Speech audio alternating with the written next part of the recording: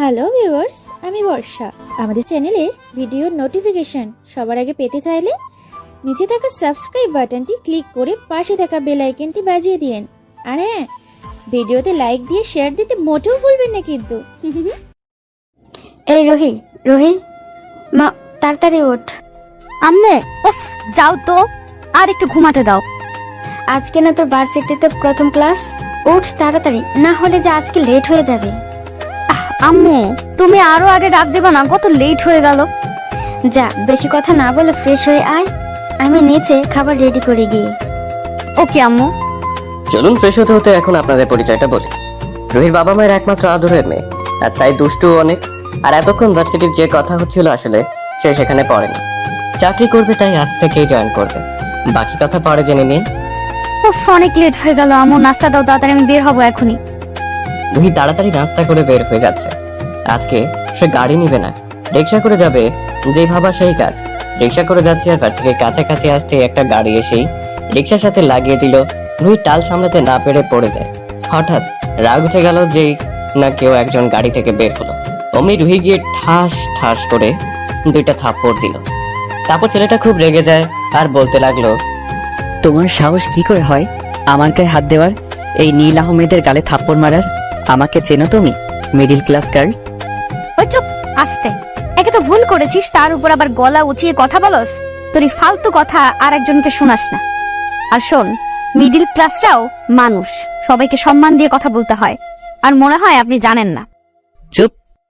রুহি আর কোনো কথা না বলে চলে যাচ্ছে, কারণ তার টাইম মতো ভার্সিটিতে থাকতে হবে, কারণ আজই তার প্রথম ভার্সিটি ক্লাস, তাই সে চলে গেল। আর এদিকে নীল রাগে ওখান থেকে আর না দাঁড়িয়ে সোজা গাড়ি নিয়ে ভার্সিটির দিকে যাচ্ছে। এখন আপনাদের নীলের পরিচয় দেওয়া যায়। নীল বাবা মায়ের একমাত্র সন্তান, খুব রাগী ও জেদি, যা বলবে তা করে ছাড়বে। ওর বাবা দেশের নাম্বার 1 বিজনেসম্যান, তার সাথে অনেক টাকার মালিক ওরা। আর মা বাবার একমাত্র ছেলে দেখে কেউ কিছু বলেনি কোনোদিন, যা চেয়েছে সবসময় তাই পেয়েছে। অতি আদর পেলে যা হয় আর কি, ওর বেলাও তাই। আরো দেখতে সেই রকম হ্যান্ডসাম, যে কোনো মেয়ে দেখেই ওর প্রেমে পড়তে বাধ্য। আর রুহিও কম সুন্দরী না, তাকে দেখেও যে কোনো ছেলে পাগল হতে বাধ্য। তো নীল ভার্সিটিতে এসে গেছে, আর তার সাথে সাথেই সব ওর দিকে চেয়ে আছে, কিন্তু নীল সবার দিকে তাকায় না। সবাইকে উপেক্ষা করতে করতে ক্লাসে এসে পড়ে। আর রাস্তার মাঝে রুহির সাথে ওই ঘটনার পর ও এখন রেগে আছে। যদিও এখন ওকে পেত তাহলে কি করতো নিজেও জানেন। হঠাৎই প্রিন্সিপাল স্যার আসে, আর সাথে রুহি। ওরা দুজনই অবাক, আর সাথে সাথে বলে উঠলো, আপনি আপনি? সবাই অবাক। আর প্রিন্সিপাল তখন বলে, রুহি, এনিথিং রং? আর তোমরা কি আগে থেকেই পূর্ব পরিচিত নাকি? তখনই আমরা দুজনই আবার একসাথে বললাম না স্যার। আবার সবার দৃষ্টি আমাদের দিকে, তাই প্রিন্সিপাল বললেন, স্টুডেন্ট সবাই কেমন আছো? জি স্যার, ভালো। আপনি? আমিও ভালো আছি। ওনার সাথে পরিচয় হয়ে নাও। উনি হলেন তোমাদের নিউ কেমিস্ট্রি টিচার, নাম রুহি চৌধুরী। আচ্ছা, আমি আসি, আপনি ওদের সঙ্গে পরিচয় হয়ে নিন। স্যার চলে যাওয়ার পর রুহি সবার উদ্দেশ্যে বলল, আমার তো পরিচয় তোমরা সবাই পেলে, এখন তোমাদেরটা বলো। একে একে সবাই নাম বলল, কিন্তু আমাদের গল্পের নায়ক এক ধ্যানে কি সব যেন ভাবছে। রুহি তখন ওর সামনে গিয়ে দাঁড়ায় আর ওকে ডাক দেয়, তবুও কোনো সাড়া না দেওয়ায় রুহি রেগে যায়। আর জোরে চিৎকার দেওয়ার সাথে সাথে নীল এর হুঁশ ফিরে, আর সে বলতে থাকে, এই মেয়ে, আস্তে আস্তে, এখানে দাঁড়িয়ে চিৎকার দিচ্ছ কেন? কি বললে? আমি তোমার ম্যাডাম হই, সম্মান দিয়ে কথা বলো। নীল আশেপাশে তাকিয়ে দেখে সবাই ওর দিকে চেয়ে আছে। ও রাগ কন্ট্রোল করে বলল, সরি ম্যাম। এবার বলো তোমার। আমার নাম নীল আহমেদ। আর রুহি ওকে আর কোনো কথা না বলতে দিয়ে থামিয়ে দেয় আর বলতে থাকে, এবার বসতে পারো, আর কিছু বলতে হবে না।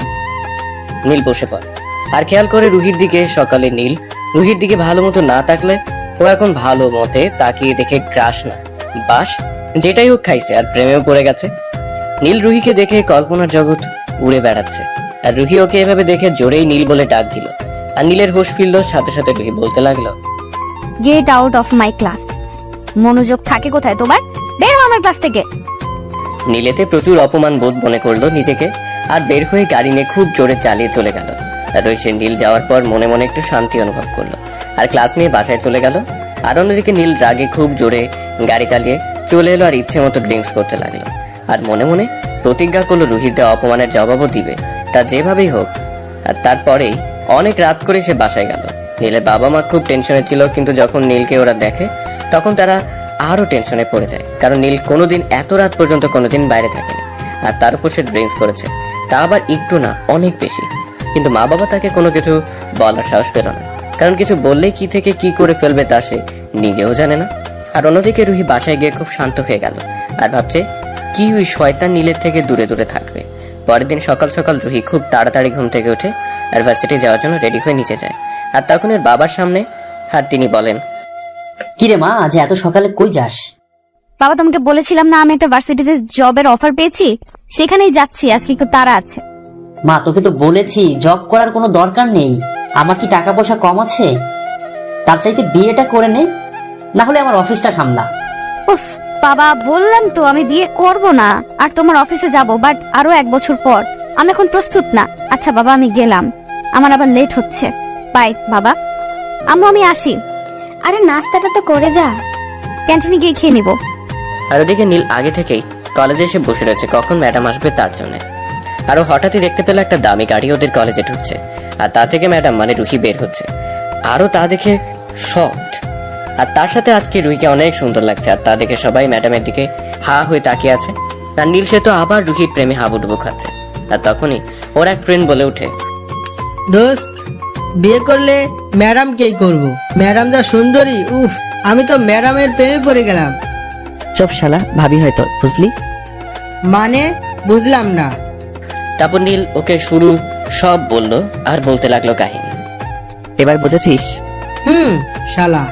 আর তখন তো আমি এমনিতেই বললাম, কারণ তোর কাছে থেকে তো আর সহজে আর কথা বের করতে পারি না। তাহলে শেষমেশ তাহলে রাগী বদমেজাজি সব মেয়ের বাস থুকু ক্রাশ, সে আমাদের রাগী ম্যামের প্রেমে পড়েছে। তাহলে ট্রিট দিবি, চল।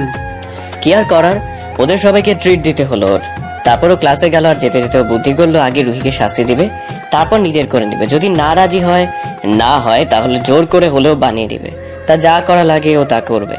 এই ভেবে ও কিছু কলা কিনলো, আর ওর বন্ধুদের সবাইকে রেখে চলে এসে এসব কলার ঝোলাগুলো সিঁড়িতে এক এক জায়গায় ঝরিয়ে রাখলো। আর তখনই রুহি আসতে লাগলো, আর রুহি সিঁড়িতে কোনো দিক না তাকিয়ে উঠতে গিয়ে ঠাস। কি ভাবছেন? হ্যাঁ, যা ভাবছেন তাই হয়েছে। রুহি পড়ে গেছে, আর নীল তখন হাসতে হাসতে বের হলো আর বলতে লাগলো, এটা আমাকে ওই দিন থাপ্পড় আর অপমান করার জন্য। রুহি কিছু বলছে না, শুধু নীরবে কাঁদছে। আর নীল এর তখন মায়া হলো আর খারাপও লাগলো। তখনও রুহির কাছে ওকে ধরতে গেলে রুহি ওকে ধাক্কা মেরে চলে যায়, আর নীল বোকা হয়ে যায়। ও ক্লাসের টাইম হয় ক্লাসে চলে যায়, কিন্তু ক্লাসে আজকে রুহি ক্লাস নিতে আসে না। তা দেখে আর নিজেকে খুব অপরাধী হিসেবে মনে করে। ক্লাস শেষ হলে জানতে পারে রুহি ছুটি নিয়ে বাসায় চলে যায়। আর এদিকে নীলও বাসায় চলে যায়, ভাবতে থাকে আজ ওর জন্যই রুহি কষ্ট পেয়েছে। ও কি করে ভুলে গেল যাকে ও ভালোবাসে, তাকে কিভাবে ও এত কষ্ট দিতে পারলো। নিজেকেই নিজের কাছে খুবই অপরাধী মনে হচ্ছে। না, কাল গিয়ে রুহির কাছে গিয়ে মাপ চাইতে হবে। তারপরের দিন নীল সকাল হতেই ভার্সিটির জন্য রওনা হলো। খুব সকাল সকাল ওর মা বাবাকে ঘুম থেকে উঠতে দেখে খুব অবাক হয়ে যায়, কারণ ও কোনোদিনও এত সকাল সকাল ঘুম থেকে ওঠে না। তারা দুজনেই অবাক, আবার এক হিসেবে খুশিও হলো। ওর মা ওর বাবাকে বলতে লাগলো, তাহলে এতদিনে ছেলেটা আমার ভালো মতো চললো। আর এদিকে নীল যে ভার্সিটিতে এসে সে কখন থেকে বসে আছে, কিন্তু রুহির কোনো খবর নেই। তারপরও ক্লাস আরম্ভ হওয়ার কারণে ক্লাসে চলে যায়, কিন্তু আজও রুহি আসে না। তাই দেখে নীল আর ক্লাস না করে সোজা বের হয়ে যায় এবং প্রিন্সিপালের রুমে চলে যায়। আর স্যার ওকে দেখে বলে, নীল বাবা, কোনো সমস্যা? না স্যার, রুহি ম্যাম কি আজ আসেনি? না, ও তো অসুস্থ, তাই 1 সপ্তাহের ছুটি নিয়েছে। কিন্তু কেন বলো তো? না এমনি স্যার। তাহলে আমি আসি স্যার। ওকে। নীল ওখান থেকে চলে আসে। আর কিছু ভালো লাগছিল না, তাই সে আর ভার্সিটি না থেকে সোজা বাসায় চলে আসে। আর রাতে রুহির কথা ভাবতে থাকে। ওর চোখে কোনো মতেই ঘুম আসে না, তাই ওর রুমের বারান্দায় চলে যায় গিটার হাতে নিয়ে। ও আপনাদের তো বলাই হয় নাই, নীল অনেক সুন্দর গানও গাইতে পারে। তো বারান্দায় বসে ব্ল্যাক কফি খেতে খেতে গান গাইতে লাগলো। দেখছি চেয়ে চেয়ে তোমাকে যত, স্বপ্নে ধীরে ধীরে ডুবেছি তত, তোমারই ভাবনায় যায় দিন রাত, আমার এই কবিবন তোমাকে চাই কবিতায়, এসো না হৃদয়ে ডেকেছি তোমায়, দেখো না তোমাকে রেখেছি কোথায়।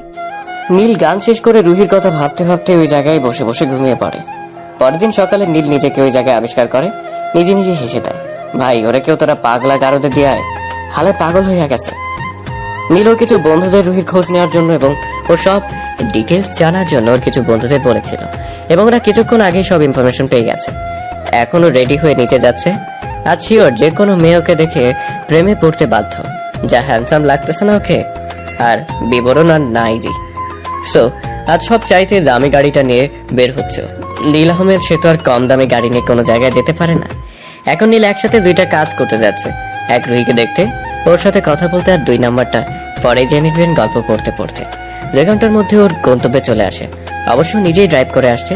নীল গেটের ভিতর ঢুকে গাড়ি পার্ক করার জায়গায় গাড়িটা পার্ক করলো, আর তারপর বিয়ে বাড়িতে যতগুলো মেয়ে ছিল সব ওর দিকে এমন ভাবে তাকিয়ে আছে যে কাছে পেলে ওকে এখনই আইসক্রিম বা চকলেটের মতো করে খেয়ে ফেলতো।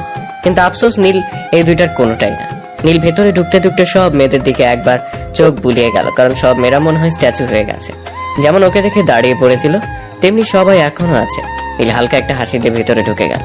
নীল ভিতরে ঢুকে ওর বন্ধুর বোনের সাথে দেখা করে নিল, মানে যার আজকে বিয়ে। আপনারা মনে হয় কিছু বুঝতে পারেন নাই, দাঁড়ান আমি বুঝিয়ে বলছি। যখন রুহির খোঁজ নিতে ওর বন্ধুদের বলে, তখন কল কাটার পরে ওর আর এক বন্ধু ওকে তার বোনের বিয়েতে দাওয়াত দেয়। ও বলে দেখছি, তারপর কল কেটে দেয়। আর এর মধ্যে নীলের বন্ধুরা কল দিয়ে ওকে জানায় যে রুহি কাল ওরই বন্ধুর বোনের বিয়ে বাড়িতে যাবে। নীলকে আর কে পায়, সে তো খুশির ঠেলায় বিছানা রেখে বিছানায় নিচে গড়াগড়ি খায়, মানে সোফায়। আর তারপর ওর বন্ধুকে কল করে জানিয়ে দেয় ও কালকে আসছে। তারপরে কাহিনী তো আপনারা জানেনই, তার নাই বলি, চলুন গল্পে ফেরা যাক। আর তারপরেই নীল রুহিকে খুঁজতে লাগলো, আর একটা জায়গায় এসে থেমে পড়লো। সামনে সোফায় বসে রুহি জুস খাচ্ছিল। ওকে দেখে নীল যেন চোখ ফেরাতে পারলো না। রুহি কালো কালারের একটা শাড়ির সাথে ম্যাচিং করা অর্নামেন্টস, ঠোঁটে গোলাপি লিপস্টিক, চোখে কাজল। উফ, যা লাগতেছে না। নীল তো চোখে ফেরাতে পারছে না। রুহি জুস অর্ধেক খেয়ে রেখে ওয়াশরুমে চলে গেল, আর তখনই নীল দৌড়ে গিয়ে ওর অর্ধেক রাখা জুসটুকু খেয়ে নিল। তখন ওর যেন মাথায় রুহির নেশা চেপে গেল। ওর ঠোঁট মন যেন অন্য কিছু চায়। তাই সে আস্তে করে ওর ওয়াশরুমের পাশের বারান্দায় গিয়ে অপেক্ষা করতে লাগলো। আর ওই বের হওয়ার সাথে সাথে ওকে একটা অন্ধকার রুমে নিয়ে গেল। আর ওই চিৎকার দিবে যে তারও কোনো উপায় নেই, কারণ নীল ওর মুখ চেপে ধরে রেখেছিল যাতে ও চিৎকার না দিতে পারে। এর মধ্যে রুহি খুব জোরে নীলের হাতে কামড় দিয়ে বসলো, আর নীল কামড়কে সাথে সাথে ওর হাত রুহির মুখ দিয়ে সরিয়ে ফেললো আর বলতে লাগলো, তোমার মাথা খারাপ হয়ে গেছে, কামড় দিলে কেন? কে তুমি? আর আমাকে এখানে জোর করে নিয়ে এলে কেন? হে বিউটিফুল, আমি নীল। খুব জোরে ওকে ধাক্কা মেরে বলতে লাগলো, don't cross your limit Neel, I am your man, so respect me. এই বলেও যেতে ধরলে নীল ওকে ধরে কিস করে বসলো। রুহি একটু বেশি জোরে ওকে ধাক্কা মেরেছিল, যার কারণে ও নিজের রাগ কন্ট্রোল না করতে পেরে আর দেখে ওকে আঘাত দিয়েই ও চলে যাচ্ছে, তাই ও সরাসরি কিস করে ফেললো। টানা 5 মিনিট ধরে কিস করেই চলছে। আর এদিকে রুহি ছোটার জন্য ওকে কিল ঘুষি সব দিয়ে যাচ্ছে আর ধাক্কাও দিচ্ছে, কিন্তু চুল পরিমাণ ওকে সরাতে পারলো না।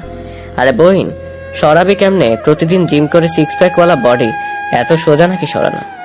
নীলা এখন ওকে কিস করেই চলেছে, ছাড়ার কোনো নামগন্ধ নেই। আরে আরে ভাই, ছাড়, মায়াটারে কি মায়েরা ফালাবি নাকি?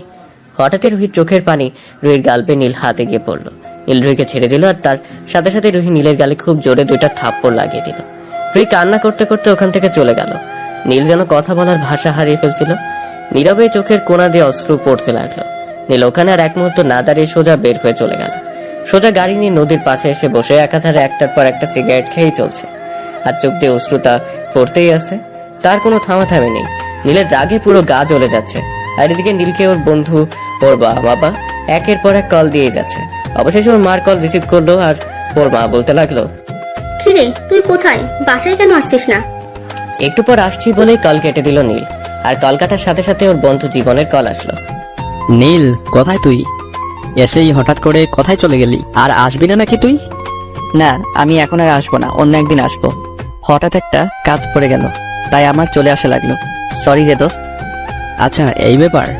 Okay bye. Okay bye. যার বোনের বিয়ে থেকে ও না বলে চলে আসলো। তারপর নীল গাড়ি নিয়ে বাসার দিকে যাওয়া ধরলো। আর এদিকে রুহিও বিয়ে বাড়ির অনুষ্ঠান শেষ করে বাসার দিকে রওনা হলো। কিন্তু বিপত্তি বাজলো মধ্য রাস্তায় রুহির গাড়িটা গেল নষ্ট হয়ে, আর ওর সাথে ড্রাইভারও আনেনি। আর আশেপাশে কোনো গ্যারেজও নেই যে গাড়ি ঠিক করতে দিবে, আর ফোনেও চার্জ নেই যে বাসার ড্রাইভারকে কল দিয়ে জানাবে ওকে নিতে আসতে। ও বুঝতে পারতেছে না এখন কি করবে। এর মাঝে কতগুলো মাতাল ওখান থেকে যাচ্ছিল, আর রুহিকে রাস্তায় একা পেয়ে ওর ইজ্জত নেওয়ার জন্য যে ওর পিছু ধাওয়া করলো, আর রুহি দৌড়াতে লাগলো আর হেল্প হেল্প হেল্প বলে চিৎকার করতে লাগলো। এর মাঝে নীলও ওখান থেকেই যাচ্ছিল, আর রুহির গলা শুনে ওর সাথে সাথে ওখানে থেমে গেল আর এই মাতালদের পিছু নেওয়া শুরু করলো। নীল ওদের কাছে যাওয়ার আগেই দেখলো মাতালদের মধ্যে একজন রাস্তায় মার খেয়ে গড়াগড়ি খাচ্ছে। আরো সামনে তাকিয়ে দেখে রুহি আর একজন বাহুদুরে আবদ্ধ, আরো তা দেখে খেসে গেল। আর মাতালদের মাঝখান দিয়ে একজন বলতে লাগলো, ওই আমাদের জিনিস আমাদের ফেরত দিয়ে দে, আর এখান থেকে বাসা চাইলে যা, মেয়েটিকে রেখে। তখন ছেলেটি বলতে লাগলো, আচ্ছা তাই পারলে ওর গায়ে কেউ হাত দিয়ে দেখ, তাহলে তোদের অবস্থা আমি কি করি তাও দেখ। ওই মার শালাকে, আজ ওকে মেরে তারপরে মেয়েটির সাথে সারা রাত পার্টি করবো। ছেলেটি হালকা একটা মুচকি হাসি দিয়ে সামনে এগিয়ে গেল আর ওদের এক একটাকে খুব নির্মম ভাবে মারা শুরু করলো। ওদের সবাইকে মারতে মারতে আধমরা করে ফেলেছে আর তা দেখে রুহি অনেকটা ভয় পেয়ে যায়, কারণ ওকে এত রাখতে এর আগে আর কখনো দেখেনি। আর ছেলেটিকে গিয়ে থামাতে লাগলো, কিন্তু ও তো থামছেই না, মারার কাজ করতেই রয়েছে। আর কোনো উপায় না পেয়ে রুহি ওর কসম দিয়ে ওকে থামিয়ে দেয়। ছেলেটির আগে ফুসতে ফুসতে একবার রুহির দিকে আর একবার ওই মাতালগুলোর দিকে তাকায়, আর তারপর মাতালগুলোর উদ্দেশ্যে বলতে থাকে, আজ রুহির জন্য তোরা বেঁচে গেলি, না হলে তোদের আজ মেরেই ফেলতাম। আর ইতিমধ্যে রুহি অনেক ক্লান্ত আর এত সব ঝামেলার জন্য অজ্ঞান হয়ে যায়। আর ছেলেটি ওকে ধরে ফেলে আর তারপর ওকে ধরে নিয়ে গাড়িতে করে চলে গেল। আর এদিকে নীল ওদের আর ওই ছেলেটির এসব দেখে অবাক হয়ে যায়। আর পরক্ষণেই ওর ওই মাতালগুলো রুহির সাথে যে খারাপ আচরণ করছিল ওর জন্য ওদের ওইখানে রিভলভারটা বের করে ওই জায়গায় মেরে ফেলে দিল। আর কাকে যেন ফোনে বললো ওই ছেলেটির সব খোঁজ নেওয়ার জন্য আর রুহির সাথে ওর সম্পর্ক কি তা জানার জন্য, আর লাশগুলো যাতে ওই জায়গা থেকে সরিয়ে ফেলে। তারপর গাড়ি নিয়ে ওখান থেকে সোজা বাসায় চলে গেল। আর এদিকে রুহিকে বাসায় এনে ওর বেডরুমে ওকে শোয়ানো হলো, কিন্তু রুহি জ্ঞান না ফেরা ওই ছেলেটি ডাক্তারকে বাসায় আসতে বললো। আর রুহির মা বাবা রুহির এই জ্ঞান না থাকার জন্য নানান ধরনের প্রশ্ন জিজ্ঞেস করতে থাকে ওই ছেলেটিকে। বাবা, আমার মেয়ের কি হয়েছে? ও অজ্ঞান কেন? বলছি। তারপরও ঘটে যাওয়ার সব ওদের বললো। তা বাবা, আমার মেয়েটার তো কিছু হয়নি তো? না আন্টি, আমি থাকতে ওর কোনো ক্ষতি আমি হতে দেবো না। এর মধ্যেই ডাক্তার আসলো আর রুহিকে দেখে বলল, ভয়ের কোনো কারণ নেই, খানিকটা ভয় পেয়েছে তাই অজ্ঞান হয়ে গেছে, কাল সকালের মধ্যে ঠিক হয়ে যাবে। ওকে ডাক্তার। ডাক্তার যাওয়ার পর ছেলেটিকে রুহির মা বলতে লাগলো, তাহলে আমি রুম দেখিয়ে দিচ্ছি, ফ্রেশ হয়ে এসো, আমি তোমার জন্য খাবার দিচ্ছি। না আন্টি, আমি বাইরে থেকে খেয়ে এসেছি, এখন খাবো না, এখন ফ্রেশ হয়ে ঘুম দেবো একটু। আচ্ছা বাবা। অতঃপর সবাই নিজ নিজ রুমে এসে ঘুম দিল। আর অন্যদিকে নীল বাসায় ঢুকতে ওর মা ওকে খাওয়ার জন্য ডাকলো, কিন্তু বলল ও খাবে না। ওর মার দিকে তাকিয়ে ওর মা ওর দিকে খেয়াল করে দেখলো ওর চোখ পুরো লাল, যেন এখনই চোখ দিয়ে আগুন বের হবে। ওর মা ওকে আর কিছু বললো না। আর নীল সোজা ওর রুমে গিয়ে দরজা আটকে গিটারটা নিয়ে বারান্দায় বসে গান গাওয়া ধরলো। তুমি আর তো কারো নও, শুধু আমার, যত দূরে সরে যাও রবে আমার। তারপর ওর বেডে গিয়ে শুয়ে পড়লো ক্লান্ত থাকার কারণে। শোয়ার সাথে সাথে ঘুমিয়ে পড়েছে। রুহির খুব সকালে ঘুম ভেঙে গেল আর ওর বাসায় ওর বিছানায় আসলো, কিভাবে ভাবতে লাগলো। আর এর মধ্যেই ওর মনে পড়ে গেল কালকে রাতের সব কথা। আর তারপর উঠে ফ্রেশ হতে ওয়াশরুমে চলে গেল। আর ওয়াশরুম থেকে বের হতেই ওর দরজায় নক করলো। ও গিয়ে দরজা খুলে দিতে দেখে হৃদয় দাঁড়িয়ে আছে, মানে ওই ছেলেটি। ও গিয়ে ওকে জড়িয়ে ধরলো। আরে আস্তে আস্তে, কফি পড়ে যাবে তো। ও আস্তে করে ওকে ছেড়ে দিল খানিকটা লজ্জা পেয়ে। তারপর রুহি হৃদয়কে ধন্যবাদ দিল কালকে ওকে বাঁচানোর জন্য। আরে আমার জায়গায় অন্য কেউ হলেও আমি যে কাজটি করেছি তা অন্য কেউ করতো। তা ভেতরে আসতে বলবে না, নাকি রুমের বাইরে দাঁড়া করিয়ে রাখবে? ও হ্যাঁ, আসো ভেতরে। এই না তোমার কফি। ধন্যবাদ। তা হঠাৎ আমেরিকা থেকে চলে আসলে যে, আর আমাকে একবারও বললাও না কেন বলো তো? আরে আমি তো চাইছিলাম তোমায় সারপ্রাইজ দিব, কিন্তু আমি তো নিজে এসে সারপ্রাইজ হয়ে গেছিলাম। আর তারপর তুমি অজ্ঞান, আমি তো ভয় পেয়ে গেছিলাম। আসলে কালকে গাড়িটা খারাপ হওয়ার জন্যই সব গন্ডগোল হয়ে গেল। আচ্ছা থাক, বাদ দাও। তা কোথাও যাবে নাকি এখন? ভার্সিটিতে যাব। কেন? আসলে তোমাকে বলাই হয় নাই, আমি একটা ভার্সিটি টিচার হিসেবে জয়েন করেছি। আর কয়েকদিন হলেও ছুটি নিয়ে বাসায় আছি, তাই আজকে যেতে হবে। ও আচ্ছা, তাহলে ভার্সিটি ক্লাস শেষ হবে কয়টায়? তাই বলো, আমি চলে আসবো, আর তারপর দুজন মিলে খুব ঘুরবো। ওকে ওকে, এই সময়ে চলে আসবা। ওকে আচ্ছা, বাই। Okay bye. তারপর রুহি গাড়ি নিয়ে ভার্সিটির জন্য বের হয়ে গেল। আর এদিকে নীলের ঘুম ভাঙলো, উঠে ফ্রেশ হয়ে বাসা থেকে বের হয়ে গেল। গাড়ি ড্রাইভিং করতে করতে রুহির কথা ভাবতে ভাবতে ক্যাম্পাসে চলে আসলো। আর এসেই গাড়ি পার্ক করে বের হতেই ওর বন্ধুদের ডাকে ওদের আড্ডায় চলে আসলো। আর এসে বসতেই ওর বন্ধুরা বলতে লাগলো, নীল কি খবর তোর? তোর তো আজকাল কোনো খবরই নেই। বলেই দৌড় দিল ওর বন্ধুর পিছনে নীল। আর দৌড়াতে দৌড়াতে নীল গিয়ে ধাক্কা খেলো একটা মেয়ের সাথে। আর সাথে মেয়েটি পড়ে যেতে নিলে নীল ধরে ফেলে। আর মেয়েটি এক দৃষ্টিতে ওর দিকে তাকিয়ে থাকে। মেয়েটি বলে, আপনি ঠিক আছেন? ও হ্যাঁ, ধন্যবাদ। আই এম রিয়েলি সরি, আসলে আমি খেয়াল করি নাই। না সমস্যা নেই। আচ্ছা, আপনার নামটা জানতে পারি? শিওর, আমি নীলা। আপনি? আমি নীলা। আচ্ছা ভাই, আপনার সাথে পরে কথা হবে। এই বলে নীল ওখান থেকে চলে আসে, কারণ ও মেয়েটির সাথে কথা বলার সময় খেয়াল করলো রুহি উপর দিয়ে যাচ্ছে, তাই সময় নষ্ট না করে চলে গেল। নীল রুহির কাছে গিয়েই ওকে ওর নাম ধরে ডাক দিল। এটা শুনে রুহি নীলের দিকে রাগি চোখে তাকালো, আর তারপর নীল নিজেকে সামলে বলতে লাগলো, সরি ম্যাম, কিছু কথা ছিল। বলো। এখানে না একটু সাইডে গিয়ে কথা বলতে চাইছিলাম। রুহি বিরক্তিকর একটা ভাব নিয়ে বলতে লাগলো। আচ্ছা চলো। রুহি সামনে দাঁড়িয়ে বলতে লাগলো, আসলে ম্যাম আমি ওই সব দিনের জন্য সরি, আমাকে প্লিজ মাফ করে দিবেন। রুহি কিছু একটা ভেবে বলে, আচ্ছা ঠিক আছে, যাও, মাফ করে দিলাম। Thank you ma'am. রুহি ওর দিকে তাকাতেও হাত সরিয়ে নিল আর বলতে লাগলো, সরি ম্যাম। যাও, ক্লাসে যাও।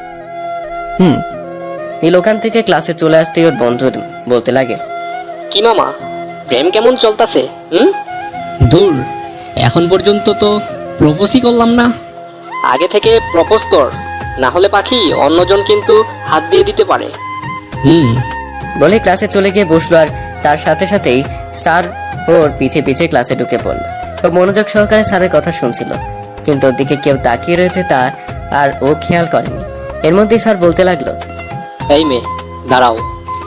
স্যার পিছনে কাকে যেন উদ্দেশ্য করে বলল, এর মধ্যেই সবাই পিছনে তাকিয়েছে, শুধু আমি বাদে। এই মেয়ে কি হলো, এখনো দাঁড়াও না কেন? কেউ দাঁড়ায় না এখন, তাই এবার স্যার একটু চিৎকার দিয়ে বলল, এই মেয়ে। জি জি জি স্যার, আমাকে কিছু বলছেন? তোমার মনোযোগ কোথায়? দেখছি কতক্ষণ ধরে দরজার দিকে তাকিয়ে আছো, আর আমি কত ডাক দিলাম, একটা কথার উত্তর দিলে না। বলো তোমার নাম কি? সরি স্যার, আর আমার নাম নীলা, নতুন ভর্তি হয়েছি। আজকের মতো মাফ করে দিলাম, পরে জানো আর এমন না হয়। Okay sir. এই বলে বসে গেল। আর এদিকে নীলকে ওর বন্ধু বলতে লাগলো, আরে এটা না, সকালের মেয়েটা যার সাথে তুই ডাকা খেয়েছিলি। তা দেখ, মেয়েটা কিন্তু দেখতে সুন্দর, চাইলে প্রেম করতে পারিস কিন্তু। দূর বাদ দে তো, তুই জানিস আমি শুধু রুহিকে ভালোবাসি। বুঝছি। বুঝলে চুপ থাক। অতঃপর স্যার চলে যাওয়ার পর রুহি ক্লাস নিতে আসে, আর নীল সে তো তার মায়াবতীর দিকে একভাবে তাকিয়ে আছে, যেন কতদিন ধরে দেখেনি। ঠিক সেইভাবে রুহি ওদের ক্লাস নিতে নিতে অনেকবার ওর দিকে খেয়াল করলো, কিন্তু কিছু বললো না। আর এদিকে নীলাও খেয়াল করলো নীল ম্যাডামের দিকে এক দৃষ্টিতে চেয়ে আছে, আর ম্যাডামও ওর দিকে বারবার চাইছে। ওর সহ্য হচ্ছিল না, কারণ ও যে নীলকে ভালোবেসে ফেলেছে। তাই অপেক্ষা করতে লাগলো কখন এই ক্লাসটা শেষ হবে, আর ও তারপরে ওকে মনের কথা জানাবে। অবশেষে ক্লাস শেষ হওয়ার সাথে সাথে ম্যাডাম অর্থাৎ রুহি বের হয়ে গেল, আর তারপরে সব স্টুডেন্টও বের হতে লাগলো। তাই নীল আর রুহির সাথে সাথে বের হতে পারলো না, আর পিঠের দিকে দিয়ে নীলা ডাক দিল। ও পিছনে তাকিয়ে আবার সামনে চলে গেল, কারণ ওর একটাই এখন কাজ, রুহির সাথে কথা বলা। তাই ও আর দেরি করলো না। আর এদিকে নীলের পিছু নিল যে আজই ওকে প্রপোজ করবে। নীল বের হতেই দেখলো সামনে সেদিন রাতের ওই ছেলেটা দাঁড়ানো, মানে হৃদয় দাঁড়ানো। ওকে দেখে নীল রেগে গেল, তাই রুহি যেই যাওয়া ধরলো ওদিকে, তখনই নীল রুহিকে ডাক দিল। রুহি ফিরে ওর দিকে তাকানোর সাথে সাথে ওর কাছে গিয়ে বলতে লাগলো, এই ছেলেটা কে? তোমার জানার কোনো দরকার নেই। দরকার আছে, কারণ আমি তোমাকে ভালোবাসি। কিন্তু আমি বাসি না, আর আমাদের মাঝে বয়সের অনেক গ্যাপ, আর তুমি আমার ছোট, প্লাস আমার ছাত্র। আমার কোনো সমস্যা নেই তাতে, আমি তবুও তোমাকে চাই। দেখো। রুহি কথা বলা শেষ হতে না হতে হৃদয় রুহির কাছে চলে আসলো আর বলতে লাগলো, রুহি কোনো সমস্যা? না, চলো। ওকে চলো। হৃদয়ের কাছে রুহি আর নীলের ব্যাপারটা ঠিক সুবিধার মনে হলো না, তাই ও ভাবছে আজকেও রুহিকে ওর ভালোবাসার কথা জানাবে। আর নীল যে জায়গায় দাঁড়ানো ছিল ঠিক ওই জায়গায় দাঁড়িয়ে রইল, আর সাথে সাথে ফোন দিয়ে ওদের পিছু নিতে বলছে ওর একজন লোককে। কল কেটে পিছনে পিটিয়ে দেখে সব স্টুডেন্ট একসাথে আছে, আর নীলা ওদের সামনে। নীল সবাইকে এক সাইড দিয়ে যাওয়া ধরলে নীলা ওকে ডাক দেয় একটু জোরেই। নীল পিছনে ফিরে বলে, আমায় কি কিছু বলবে? কিছু বলার ছিল। ওকে বলুন। সাথে সাথে নীলা মাটিতে বসে ওকে প্রপোজ করে ফেললো। নীল ওকে বলল, সরি, আমি আপনাকে ভালোবাসতে পারবো না। কেন পারবে না? আমি কি দেখতে খারাপ? না আমার ভিতরে কিছু কমতি আছে যে আমাকে ভালোবাসতে পারবে না? বলো নীল, বলো। আমি আপনাকে ভালোবাসতে পারবো না, বুঝতে পারছেন? আর আপনার সবকিছুই ঠিক আছে, কিন্তু আমি আপনাকে ভালোবাসতে পারবো না। আমি অন্যজনকে ভালোবাসি, যাকে নিজের জীবন ভাবি, তাই আমি সরি। এই বলে ওখান থেকে যাওয়া ধরলে নীলা ওকে জড়িয়ে ধরে বলতে থাকে, না, তুমি শুধু আমার, অন্য কারো না। নীলাকে নিজের থেকে না সরাতে পেরে ওকে ধাক্কা মেরে সরিয়ে আর রাগে গিয়ে ওকে থাপ্পড় মেরে দেয়, আর বলতে থাকে, ঠাস ঠাস, আমার আশেপাশে আসার চেষ্টা করবে না। এই বলে ও চলে আসে, আর নীলা কাঁদতে কাঁদতে ওখান থেকে চলে যায়। আর এদিকে রুহিকে নিয়ে নীল নানান জায়গায় ঘুরতে থাকে, আর ঘুরতে ঘুরতে কখন যে রাত হয়ে গেছে তা রুহি খেয়ালই করেনি। কখন খেয়াল করলো তখন হৃদয়কে রুহি বলতে লাগলো, চলো হৃদয়, এখন বাসায় যাই, আমার আর ভালো লাগতেছে না। হ্যাঁ যাব, আগে একটা জায়গায় যাব, তোমাকে কিছু দেখানো বলার আছে। আচ্ছা। আর অন্যদিকে নীলের ইনফরমার নীলকে প্রতি মুহূর্তের খবর ওকে বলতে থাকে, আর নীলকে ওর ইনফরমার সব বলার পর আর দেরি না করে সোজা ওই জায়গায় চলে যায়। আর এদিকে রুহি নিয়ে হৃদয় একটা বড় রেস্টুরেন্টের সামনে গিয়ে থামে আর বলতে থাকে, আমি ভিতরে দিয়ে একটু আসছি, তুমি একটু ওয়েট করো। ওকে। যে হৃদয় ভিতরে যায় তখনই নীল এসে ওকে ওখান থেকে নিয়ে যায় অজ্ঞান করে, কারণ ও জানে রুহি এমনিতেই ওর সোজা কথায় ওর সাথে যাবে না, তাই ওর বাধ্য হয়ে কাজটি করা লাগলো। আর হৃদয় সে ভিতরে সব আগেই আয়োজন করে রেখেছিল, ভিতরে এটাই দেখতে গিয়েছিল যে সবকিছু ঠিক আছে কিনা। আর যখন রুহিকে নিতে আসবে তখনই ও দেখে রুহি নেই। ও পাগলের মতো ওকে খুঁজতে লাগলে অবশেষে ওকে না পেয়ে পুলিশকে ইনফর্ম করতে বাধ্য হয়। আর অন্যদিকে নীল ওকে নিয়ে সোজা কুয়াকাটা চলে আসে, আর তারপরে ওকে নিয়ে একটা রুম বুক করে ভিতরে নিয়ে যায়। পরে রুমে গিয়ে ওর জ্ঞান ফেরানোর চেষ্টা করে, আর তার সাথে সাথে ওর জ্ঞান ফিরে আরো নীলকে এক রুমে দেখে চিৎকার দিয়ে বলে ওঠে, আমি কোথায় আছি আর তুমি আমাকে কেন অজ্ঞান করে নিয়ে এসছো এখানে, বলো। কেন আমার সাথে কথা বললে দোষ, দেখা করলে ক্ষতি, আরো যখন তোমাকে নিয়ে ঘুরে বেড়াই তখন তো খুব মজা পাও, তাই না? আর আমি ভালোবাসার কথা বললেই দোষ, কেন আমাকে কি ভালোবাসা যায় না? আমার কোন দিক দিয়ে কোনো কিছু কম আছে নাকি? বিশ্বের 1 নাম্বার বিজনেসম্যানের ছেলে আমি, আর আমার জন্য সব মেয়ে পাগল, আর আমি শুধু তোমার জন্য পাগল। এই নীল আহমেদ আজ পর্যন্ত কাউকে ভালোবাসেনি, শুধু তোমায় ছাড়া। তোমায় পাগলের মতো ভালোবাসি, আর তুমি তো আমায় ভালোবাসছই না, উল্টা ওই ছেলেটার সাথে ঘুরে বেড়াচ্ছ। জেনে রাখো, তুমি শুধু আমার আর কারো না। খুব জোরে চিৎকার দিয়ে ওঠে নীল, যা শুনে রুহি ভয় কেঁপে ওঠে আর বলতে থাকে, তোমাকে আমি কোনোদিনও ভালোবাসবো না, তুমি আমার শুধু ছাত্র, এর বেশি কিছু নয়। আমি তোমায় কখনো ভালোবাসবো না, শুনে রাখো। ওই ছেলেটাকে আমি ভালোবাসি, আর ওর নাম নীল, যে আমার ভালোবাসা। আমি ওকে শুধু ভালোবাসি। আর সরো, আমি বাসায় যাব। রুহিকে মিথ্যা বললো কারণ ও চায় না যাতে ওরা নীলের মাঝে কোনো সম্পর্ক গড়ে উঠুক, আর ও যেন ওকে ভুলে যায়। কিন্তু না, নীল এখন এর চাইতেও আরো রেগে গিয়েছে, আর রাগের মাথায় ওর এমন কিছু করে ফেলবে তা কেউ কখনো ভাবতেও পারেনি। রোয়েন সোজা গিয়ে ওর শাড়ির এক টানে খুলে রুহিকে ফেলে ওর এই কাজ দেখে রুহি ওকে সজোরে একটা থাপ্পড় মেরে বসে। এতে করে নীল আরো রেগে যায়, আর নীল রেগে গেলে ওর কোনো কিছুতেই হুঁশ থাকে না। ও মানুষ থেকে পশুতে রূপান্তরিত হয় তখন, যাকে এক কথায় বলে মানুষ নামে পশু। নীল ওর কাছে গিয়ে ওর সব জামা কাপড় খুলে ফেলে, আর রুহি ওর ইজ্জত বাঁচাতে বারবার নীলের কাছে বলতে থাকে, প্লিজ আমার এই ক্ষতি করো না, আমি তোমার কাছে আমার ইজ্জত ভিক্ষা চাইছি, আমার এই সর্বনাশ তুমি করো না প্লিজ। রুহি কান্না করতে করতে বলতে থাকলো, কিন্তু নীল ওর কোনো কথাই শুনলো না। ওর উপর ঝাঁপিয়ে পড়ল আর সতীত্ব ওর কাছ থেকে কেড়ে নিল। আর রুহি কাঁদতে কাঁদতে একসময় নিজের সতীত্ব নীলের কাছে সঁপে দিল। রুহিকে মধ্যরাতের দিকে নীল ছেড়ে দিল, আর এদিকে রুহি কাঁদতে কাঁদতে ভাবতে লাগলো, নীল আজ ওর সাথে কি করলো? ওর সব কেড়ে নিল, ওকে ধর্ষণ করলো।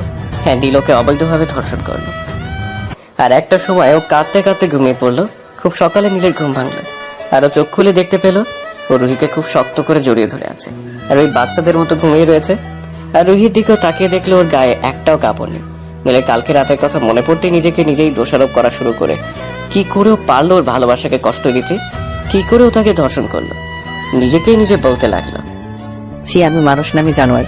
আমার ভালোবাসাকে শেষ পর্যন্ত এটা আমি কি করলাম? নীল একটু নড়ে জড়ে উঠতেই রুহির ঘুম ভেঙে গেল, আর উঠেই নীলকে বলতে লাগলো, সারা রাত আমার সাথে ওসব করে স্বাদ মেটেনি, তাহলে এখন আবার নিজের স্বাদ মেটাও, আমায় নাকি ভালোবাসো। এই তোমার ভালোবাসার নমুনা? ছি, আমার ভাবতেই ঘৃণা লাগছে, তুমি এমন নীচ একটা মানুষ। নীল কিছু বলছে না, শুধু শুনে গেল, কারণ রুহির প্রত্যেকটা বলা কথাগুলো সত্যি। আজ ওর রাগের কারণে ওর ভালোবাসার ইজ্জত নষ্ট করে ফেললো। আর রুহির এসব কথা শুনে নীল ভাবতে থাকে, না, এখন আর দেরি করা যাবে না, আজই আমি ওকে বিয়ে করব। ও রুহিকে নিজ হাতে রেডি করিয়ে দেয়, কিন্তু রুহি কিছুতেই নীলের কথা শুনতেছিল না, তাই ধমক দিয়ে ওকে রেডি করিয়ে দিল। আর নীলও রেডি হয়ে বের হলো। ওর মূল উদ্দেশ্য আজই রুহিকেও ও বিয়ে করবে। আর রুহি গাড়িতে বসে একটা কথাও বলেনি। নীল গাড়ি ড্রাইভ করতে করতে কাকে যেন ফোন দিয়ে সব রেডি করে রাখতে বললো। ওরা এসে গেছে কাজী অফিসের সামনে, আর নীল নেমেই রুহিকে কাজী অফিসের ভিতরে নিয়ে গেল। কিন্তু রুহি কিছুতেই ভিতরে যেতে চাইছিল না, তবুও নীলের জন্য বাধ্য হয়ে ভিতরে ঢুকলো আর বলতে লাগলো, এখানে আমাকে কেন নিয়ে আসছো? নীল কিছু না বলে ওকে নিয়ে ভিতরে ঢুকতে লাগলো। ও আবার একই প্রশ্ন করতে লাগলো, তাই নীল বলল, চুপ, একটাও কথা বলবে না, শুধু আমার সাথে সাথে আসো। রুহি নীলের পিছনে পিছনে ভিতরে ঢুকলো, ভিতরে দেখলো নীলের কিছু বন্ধু দাঁড়ানো। আর নীল কাজীকে বলতে লাগলো বিয়ে পড়াতে। রুহি তখনই দেখে ওর পাশেই ফল কাটার ছুরি, যা একটু আগেই কাজী সাহেব ফল কেটে খেয়ে সরাতে ভুলে গেছিল। আর সেটাই রুহি হাতের কাছে পেয়ে নীলকে হুমকি দিল, যদি ওকে বিয়ে করতে চায় তাহলে নিজের জীবন শেষ করে দেবে। নীল রুহিকে তখন বলতে থাকে, রুহি, এই কাজ ভুলেও করো না, কারণ যদি এই কাজ করো তাহলে তোমার মা বাবার ক্ষতির জন্য তুমি দায়ী হবে। মানে? মানেটা খুব সহজ, যদি আমাকে না বিয়ে করো তাহলে তোমার মা বাবাকে আমার লোকেরা মেরে দিবে। রুহি ভয় ওর হাতের চাকু নিচে ফেলে দিয়ে বলতে থাকে, প্লিজ ওদের কিছু করো না, আমি তোমার সব কথায় রাজি। এই তো ভালো মেয়ে, কাজী সাহেব বিয়ে পড়ান। অতঃপর ওদের বিয়ে হয়ে গেল। বিয়ে শেষ হতে কাজী অফিস থেকে নীল রুহির হাত ধরে বের হলো। ওরা বের হতে ওদের সামনে এলো পুলিশের কয়েকটা গাড়ি। আর নীল একটুও চমকায়নি, বরং ডেভিল হাসি দিয়ে রুহির কানের কাছে মুখটা নিয়ে বলল, রুহি, তোমার বাবা মা কিন্তু এখনো আমার কাছে, তাই যা বলার বুঝে শুনে বলো, ঠিক আছে? চুপ। এর মধ্যে পুলিশ বন্দুক ধরে ওদের সামনে আসলে নীল বলল, পুলিশ অফিসার, এনিথিং রং? হ্যাঁ, আপনাদের সবার আমাদের সাথে থানায় যেতে হবে। কিন্তু কেন? আমাদের অপরাধ, আর এর থেকেও বড় কথা আপনি আমায় চিনেন। আপনাকে আমার চেনার কোনো প্রয়োজন নেই, আর আপনাদের এই কারণে নিয়ে যেতে চাইছি যে আপনারা রুহি ম্যাডামকে অপহরণ করেছেন, এবং এটা আমাদের বলা হয়েছে। হোয়াট? আপনার মাথা ঠিক আছে? আমি বা আমরা রুহিকে অপহরণ করব কেন? ইভেন ও আমার এখন ওয়াইফ। আর বিশ্বাস না হলে রুহিকেই প্রশ্ন করে দেখুন। ম্যাডাম, আপনিই বলুন। কিছুক্ষণ চুপ থেকে রুহি বলতে লাগলো, জি, নীল আমার স্বামী, আর আমরা কিছুক্ষণ আগে বিয়ে করেছি, আর তা নিজের ইচ্ছেতেই। তাহলে আপনি কাউকে কিছু না বলেই উধাও কেন হয়ে গিয়েছিলেন? আসলে আমার ইচ্ছে ছিল আমরা পালিয়ে বিয়ে করব, তাই কাউকে কিছু না বলে এখানে চলে এসেছি। ওকে, তা মিস্টার, আপনি কে? আমি নীল আহমেদ, রোহান আহমেদের একমাত্র ছেলে। আপনি বিজনেসম্যান রুহান আহমেদের ছেলে? হ্যাঁ। সরি স্যার, আমি বুঝতে পারিনি, ক্ষমা করে দিবেন। হুম। আচ্ছা স্যার, আমরা চলি তাহলে। আসুন। অতঃপর পুলিশ চলে যাওয়ার পর নীল ওর বন্ধুদের সাথে বিদায় দিয়ে রুহিকে নিয়ে গাড়িতে বসলো। ওরা আর ওখানে এক মুহূর্ত থাকবে না, সোজা ঢাকায় চলে যাবে। নীল গাড়িতে বসে ড্রাইভ করতে করতে বলতে লাগলো, বাহ, আমার বউ হবার পর তো আমার জন্য ভালোই মিথ্যা বলতে পারলে। ওটা তোমায় বাঁচাতে নয়, আমার মা বাবাকে বাঁচাতে, তা না হলে আমি নিজের হাতে তোমাকে মেরে দিতাম। তাও ভালো, অন্তত পক্ষে বলেছ তো, তা যেভাবেই বলো আমি তাতেই খুশি। রুহি আর কিছু বললো না, চুপ করে রইল আর মনে মনে বলতে লাগলো, তোকে আমি কখনো মাফ করব না। অন্তত পক্ষে তোর মতো কোনো ধর্ষক কারো স্বামী হতে পারে না। তোকে আমি ঘৃণা করি, শুধু ঘৃণা। যতই ঘৃণা করো আমাকে ভালো, ঠিকই আমায় বাঁচতে হবে তোমাকে। রুহি ওর কথা শুনে ওর দিকে তাকিয়ে আবার জানালার দিকে তাকালো, কিছুই বললো না। কিছুক্ষণ পর নীল ড্রাইভিং করার সময় খেয়াল করলো রুহি ঘুমিয়ে পড়েছে। ওকে নিজের কাছে এনে এক হাত দিয়ে নিজের বুকের সাথে মিশিয়ে জড়িয়ে ধরে ড্রাইভিং করার দিকে মন দিল। ওদের উদ্দেশ্য এখন যত দ্রুত সম্ভব ঢাকা পৌঁছানো। সকাল 10টা বাজে আনুমানিক। তখন রুহির ঘুম ভাঙার পরও নিজেকে আবিষ্কার করলো একটা রুমে, কিন্তু এই রুমটা কার বা কাদের বাসায় আছে তাই ও বুঝতে পারলো না। ওই বিছানার সামনে তাকাতে দেখলো ওর অনেকগুলো ছবি দেওয়ালে টাঙানো। ও উঠে ছবিগুলো দেখতে লাগলো, কিন্তু এই ছবিগুলো ও তুলেনি। তাহলে তুললো কে? আর তার পাশেও দেখতে পারলো নীলের কয়েকটা ছবি। তারপর বুঝতে পারলো এই কাজগুলো কার। এর মধ্যে দরজায় কে যেন নক করে রুমের ভিতরে প্রবেশ করলো। ও তাকিয়ে দেখলো নীল ভিতরে আসছে, আর এসে ওকে বলল, কি তোমার তাহলে ঘুম ভাঙলো? হ্যাঁ। আসো, ফ্রেশ হয়ে নিচে আসো। কিন্তু আমার তোমার সাথে কিছু কথা ছিল। বলো। আমি তোমাকে ভালোবাসি না, আর কখনো ভালোবাসতে পারবো কিনা জানি না। তুমি আমার থেকে কোনো দিন স্ত্রীর অধিকার পাবে না। আর যা সেদিন করেছো, আর তারপর তোমাকে আর ভালোবাসার কোনো প্রশ্নই আসে না। ঠিক আছে, তুই কি চাও বলো, তাই হবে। আর সেদিনের জন্য পারলে আমায় মাফ করে দাও। আমি যা চাইবো তাই দিবে, তাই তো? দিব, বলো। আমি ডিভোর্স চাই। দাও, আমাকে ডিভোর্স দাও, না হলে আমি তোমায় ডিভোর্স দিব। নীল রুহির কথাগুলো শুনে খুবই খারাপ লাগলো, কিন্তু চায় না জোর করে ওকে ভালোবাসতে। ওর ভালোবাসা যদি সত্যি হয় তাহলে রুহি নিজেই ওকে ভালোবাসবে। ও যেভাবে পারুক সেভাবেই রুহিকে নিজের করার চেষ্টা করবে। তাই রুহিকে বলতে লাগলো, ঠিক আছে, দিব, কিন্তু তার জন্য 6 মাস অপেক্ষা করতে হবে, না হলে দিদি ডিভোর্স দেওয়া যাবে না। ঠিক আছে, আমি আমার বাসায় যেতে চাই। আর এই বাসা কার? আমি এখানে থাকবো না। তা যেতে পারবে, কিন্তু একেবারে জন্য নয়, কিছুদিনের জন্য। কারণ আমাদের ডিভোর্স দেওয়ার আগ পর্যন্ত তুমি কোথাও যেতে পারবে না। আর হ্যাঁ, তোমার মা বাবা আমাদের বাসায় কিছুক্ষণের মধ্যেই আসছে, আর রেডি হয়ে নিচে আসো। আর হ্যাঁ, প্লিজ আমার মা বাবার সামনে একটু নর্মাল ব্যবহার করিও, না হলে তাদের কষ্ট আর সম্মান নষ্ট হবে। আমার এই অনুরোধটা প্লিজ রাখো। ঠিক আছে। রুহি আর কিছু বলতে যাবে, এর মধ্যেই দরজায় কে যেন নক করলো। রুহিটাই থেমে গেল, আর কিছু বললো না। নীল গিয়ে দরজা খুলে দিল, দেখলো ওর মা আসছে। দরজা খুলতেই বলতে লাগলো, আরে মা, তুমি আসতে গেলে কেন? আমরাই তো নিচে আসতেছিলাম। তুই সর, একে তো মেয়েটাকে বিয়ে করলি না জানিয়ে, তারপর আমাকে আবার জ্ঞান দিতে আসছিস। সর তো। হ্যাঁ, ছেলের বউকে পেয়েছো না, তাই এখন ছেলে বড় হয়ে গেল। তাই হয়েছে। তারপর ভেতরে ঢুকে মা রুহির কাছে গেল। রুহি নীলের মাকে পা ধরে সালাম করলো। ওর মা রুহিকে বলতে লাগলো, থাক মা, আমাকে পা সালাম করতে হবে না, তুমি এখন থেকে আমার মেয়ে। মেয়ে কি মায়ের পা ধরে নাকি? আমার বুকে এসো। আন্টি। কি বললে তুমি? আন্টি একদম চলবে না, মা বলে ডাকো, ঠিক আছে? ঠিক আছে মা। এই তো আমার সোনা মেয়ে। এই নীল, যা, তোর বাবা তোকে ডাকছে। যাচ্ছি। নীল চলে যাওয়ার পর নীলের মা রুহিকে বলতে লাগলো, মা একটা সত্যি করে কথা বলবে? মা বলুন, কি জানতে চান? নীল তোমাকে জোর করে বিয়ে করেছে, তাই তো? না মা, আমার ইচ্ছেতেই আমরা বিয়ে করেছি। থাক মা, মিথ্যে বলো না, আমি সব জানি। নীলের বন্ধু আমাকে সব বলেছে। তুমি ইউনিভার্সিটির ম্যাডাম, তাই না? রুহি এবার কেঁদেই দিল, কারণ এতক্ষণ পর মনে হলো ওর নিজের মার সাথেও কথা বলছে। নীলের মা রুহিকে নিজের কাছে নিয়ে বলতে লাগলো, থাক মা, কেঁদো না। জানো আমার ছেলেটা না একদম একরোখা, খুব রাগী, যেটা বলবে আর যেটাই চাইবে করে বা নিয়েই ছাড়বে। কিন্তু ওর মনটা না খুব ভালো, কোনোদিনও কোনো মেয়ের দিকে চোখ তুলেও তাকায়নি। এবং ওর রাগ উঠলে ওর কোনো দিকে খেয়াল থাকে না, ও একটু বেশি রাগী। কিন্তু তবুও আমরা ওকে কিছু বলি না, কেন জানো? কেন? যখন ওর বাবার আর আমার বিয়ে হয় তার অনেক বছর পরও আমার গর্ভে আসে। জানো, আল্লাহর কাছে অনেক কাদার পরেও জন্ম হয়, তাই ওকে আজ পর্যন্ত কেউ কোনোদিন শাসন করেনি। আদর করতে করতে আজও এমন যে কাজ করবে তা আমরা কোনোদিন ভাবতে পারিনি। আমাকে ক্ষমা করে দিও মা।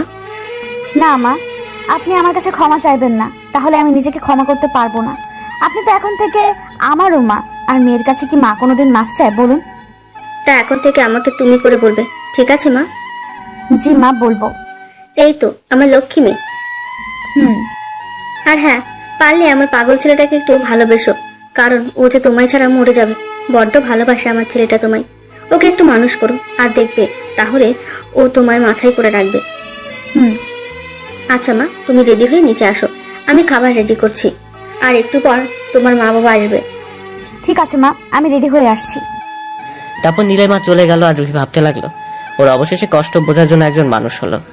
তারপর ওয়াশরুমে ফ্রেশ হতে চলে গেল। আর এদিকে নীল ওর বাবার কাছে গিয়ে কিছুক্ষণ বকা খেলো। আর ওর বাবা বলতে লাগলো, তোর থেকে আমরা এইসব আশা করিনি। একটা মেয়ের ইচ্ছার বিরুদ্ধে কিভাবে তুই ওকে জোর করে বিয়ে করলি? নীল শুধু চুপ করে শুনছে। ওর বাবা আবার বলতে লাগলো, আমি ওর বাবা মাকে বলে দিয়েছি, ওরা আসছে, ওদের সাথে কথা বলে তোদের আবার বিয়ে হবে। যা এখন তুই এখান থেকে। আর শোন, বৌমাকে নিয়ে আমার কাছে আয়। জি। নীল ওর বাবার রুম থেকে বের হয়ে সোজা ওর রুমে চলে এলো। এসে দেখলো রুহিল গোসল করে সদ্য বের হয়েছে আর আয়নার সামনে বসে চুল আঁচড়াচ্ছে। ওর কিরকম একটা নেশা চেপে গেল। ও গিয়ে রুহির কোমর জড়িয়ে ওর চুলের গন্ধ নিতে লাগলো। রুহি টের পেয়ে দেখলো নীল ওর কোমর জড়িয়ে ওর চুলের গন্ধ নিতেছে। নীলের প্রত্যেকটা স্পর্শকে পাগল করে দিচ্ছে। যেই নীল ওকে ঘুরিয়ে কিস করতে যাবে অমনি নীলকেও ধাক্কা মেরে দূরে সরিয়ে দিল আর ঠাস ঠাস করে জ্বর মেরে দিল। আর বলতে লাগলো, তোকে আমি আমাকে স্পর্শ করতে মানা করেছি না? আমি বলেছি না আমাকে ডিভোর্স দিয়ে দিতে? কোনো অধিকার দিব না আমি তোকে, তারপরও কেন বারবার আমার কাছে আসিস? আর একবার যদি আমার কাছে আসিস তাহলে আমি নিজের জান দিয়ে দেব। একবার আমায় নিয়ে স্বাদ মেটেনি। নীল কিছু না বলে ওর শাড়ির আঁচল উঠিয়ে দিয়ে, সরি, মাফ করে দিও, তোমায় বাবা নিচে নিয়ে যেতে বলেছে, আসো। এই বলে নীল নিজের চোখের জলটা মুছে ফেলে যাতে রুহি না দেখে। নীলকে আজ পর্যন্ত কেউ গায়ে হাত তুলেনি। আর রুহিকে যখন থেকে ভালোবাসার কথা বলেছে সেই থেকেই ও ওর হাতে চড় খেতে খেতে আসছে। তারপর নীল পিছে পিছে রুহিও নিচে চলে গেল। আর বাবার সাথে কথা বলেও রুহির তাদের দুজনকেই পছন্দ হলো, শুধু নীল ছাড়া। অতঃপর ওর খাবার টেবিলে গেল। রুহি দেখলো সব পছন্দের সব খাবার টেবিলে সাজানো। ও অবাক হচ্ছে এই ভেবে যে ওর পছন্দের খাবার নীলের মা কিভাবে জানলো। তখন নীলের মা বলে উঠলো, কি অবাক হচ্ছ? এই ভাবছো বুঝি আমরা কিভাবে জানলাম তোমার পছন্দের সবকিছু, তাই তো? তাহলে শোনো, নীল বলেছে সবকিছু কালকে। রুহি হালকা একটু লজ্জা পেল আর নীলের দিকে চেয়ে এক পলক দেখলো। নীল সে খাবার নিয়ে লাড়িয়ে দিচ্ছে নিজের দিকে চেয়ে। রুহি ভাবতে লাগলো এই মানুষটার আর ওর কত রূপ দেখা লাগবো। ও তাই ভেবে পাচ্ছে না। নীলের মার ডাকে হুঁশ ফিরল ওর। আর সে বলতে লাগলো, খাও মা। সবাইকে নিজ নিজ রুমে চলে গেল। আর নীল সে চলে গেল ছাদে ওর প্রিয় গিটারটা নিয়ে। আর এদিকে রুহি রুমে ঢুকে সবকিছু ঘুরে দেখতে লাগলো। এর মধ্যে গিটারের শব্দ শুনে অনুসরণ করে উপরে ছাদের দিকে যেতে লাগলো। নীল এক কোনায় বসে নিজ মনে গিটারের সুর তুলছে আর সিগারেট কিছুক্ষণ পর পর টানছে। আর তার শেষে গান ধরলো। तेरे जाने का गम और न आने का गम फिर जमाने का गम क्या करे राह देखे नजर रात भर जाग कर पर तेरी तो खबर ना मिले। নীল গান গেয়ে পাশে ফিরতে দেখে রুহি চোখ বুজে গান শুনতেছে। ও উঠে ওর পাশে গিয়ে দাঁড়িয়ে ওকে দেখতে থাকে। রুহি কোনো গানের আওয়াজ না পেয়ে পাশে ফিরে তাকাতেই লজ্জা পায়, কারণ নীল ওর দিকে একভাবে তাকিয়েছিল। আরো সাথে সাথে ওখান থেকে দৌড়ে নিচে চলে যায়। আর রুহি এভাবে লজ্জা পেয়ে চলে যাওয়াতে নীল মুচকি এসে নিচে চলে আসে। আর এর মধ্যেই রুহির মা বাবা চলে আসে, কিন্তু নীল আসে না। আর নীলের মা তাদের বসতে দিয়ে রুহি আর নীলকে ডাকতে ওদের কাজের লোককে উপরে পাঠায়। তাদের কাজের লোক গিয়ে নীলের রুমের সামনে নক করার সাথে সাথে রুহি দরজা খুলে দেয়। আর তখন কাজের লোকটি রুহিকে উদ্দেশ্য করে বলতে থাকে, ভাবি আপনাদের দুজনরা আন্টি নিচে আইতে কইছে। আচ্ছা তুমি যাও, আমরা আসছি। তারপর কাজের লোক ওখান থেকে চলে আসে। আর রুহি ওদিকে নীলকে খুঁজতে লাগলো, কিন্তু ও তো রুমে নেই। তারপর ওর মনে পড়ল নীল তো ছাদে। ওর সাথে সাথে ছাদে গেল আর দেখলো নীল পকেটে 2 হাত দিয়ে আকাশের দিকে তাকিয়ে দাঁড়িয়ে রয়েছে, আর পাশে ওর পছন্দের গিটারটা রাখা। রুহি ভাবলো ওকে ডিস্টার্ব করবে না, কিন্তু আবার মনে পড়লো মা তো ওদের যেতে বলেছে নিচে। তারা দেরি না করে ওকে ডাক দিল, কিন্তু নীলের কোনো সারা শব্দ না পেয়ে আবার একটু জোরেই ডাক দিল রুহি। তখন নীল বলল, হ্যাঁ বলো, কিছু বলবে? মা আমাদের নিচে যেতে বলেছে। ঠিক আছে তুমি যাও, আমি আসছি। আচ্ছা বলে রুহি নিচে চলে গেল। আর তারপর নীলও কিছুক্ষণ ছাদে থেকে নিচে ওর রুমে চলে আসে। আর রুহি নিচে নামতেই দেখে ওর মা বাবা নিচে বসা। ওর মা বাবাকে দেখে সোজা উপর থেকে নিচে নেমে এসে ওর মা বাবাকে জড়িয়ে ধরে। ওর মা বাবা রুহিকে জড়িয়ে ধরে। আর রুহি ওর মা বাবাকে জিজ্ঞেস করে, তোমরা কেমন আছো? ওর বাবাই জবাব দেয়, যেমন দেখছিস তেমনই আছি। তোকে ছাড়া কখনো ভালো ছিলাম নাকি আমরা, তুই বল? আর একবারও কি পালিয়ে বিয়ে করার আগে আমাদের কথা ভাবলি না? আমার মান সম্মানের কথা ভাবলি না কেন মা? আমাদের বললেই তো পারতি, আমরাই তোদের বিয়েটা সব আয়োজন করে খুব ভালোভাবে দিয়ে দিতাম। সরি বাবা, আমাকে মাফ করে দাও। আরে এই দেখো আমার পাগলি মেয়েটা কাঁদছে দেখি। আচ্ছা মা, কাঁদিস না, তোর চোখের জল আমরা সহ্য করতে পারি না। আর আমরা কি তোর উপর রাগ করে থাকতে পারি বল? তবুও। আচ্ছা মা, মাফ করে দিয়েছি, এবার খুশি তো? রুহি বাদে সবাই হেসে দিল রুহির এমন ব্যবহারে। আর রুহিতে খানিকটা লজ্জা পেল। অতঃপর রুহির বাবা নীলের বাবাকে বলতে লাগলো, বিআই সাহেব, তার ছেলে মেয়ে তো নিজেরাই বিয়েটা করে নিল, তাই আমি আর কি ভাবছিলাম যে ওদের বিয়েটা খুব ভালোভাবে আবার দিতে। আপনারা কি বলেন? জি, আমরাও তাই ভাবতেছি। আমরা আপনার প্রস্তাবে রাজি। আচ্ছা, তাহলে তো একটা দিন দেখে ওদের ভালোভাবে বিয়েটা দিয়ে দেওয়াই যায়। আচ্ছা বিয়ান সাহেবা, তার জামাই বাবাজি কোথায়? ওকে তো রুহির সাথে নিচে আসতে বললাম। রুহিমা, ও কোথায়? জি মা, ওকে তো ডেকে আসছিলাম আসার সময়। ও বললো ও আসছে, কিন্তু এখনো আসলো না কেন তাই বুঝতে পারলাম না। দাঁড়ান আমি দেখে আসছি। যেই বলতে তুমি উঠতে যাবে সেই ও সিঁড়ির দিকে তাকিয়ে রইল। ওর এভাবে তাকিয়ে দেখা দেখে বাকিরা সবাইও সিঁড়ির দিকে তাকায়।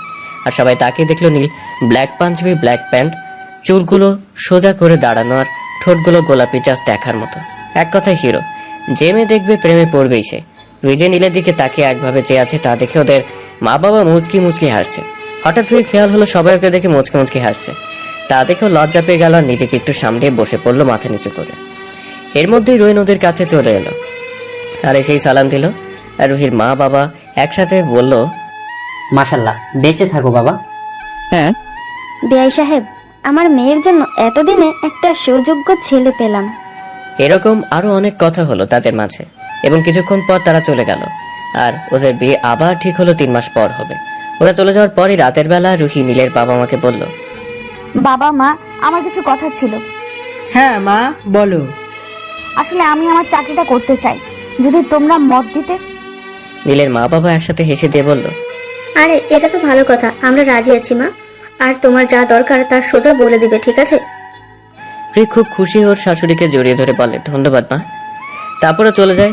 উপরে দেখে নীলর ছবির দিকে তাকিয়ে আছে।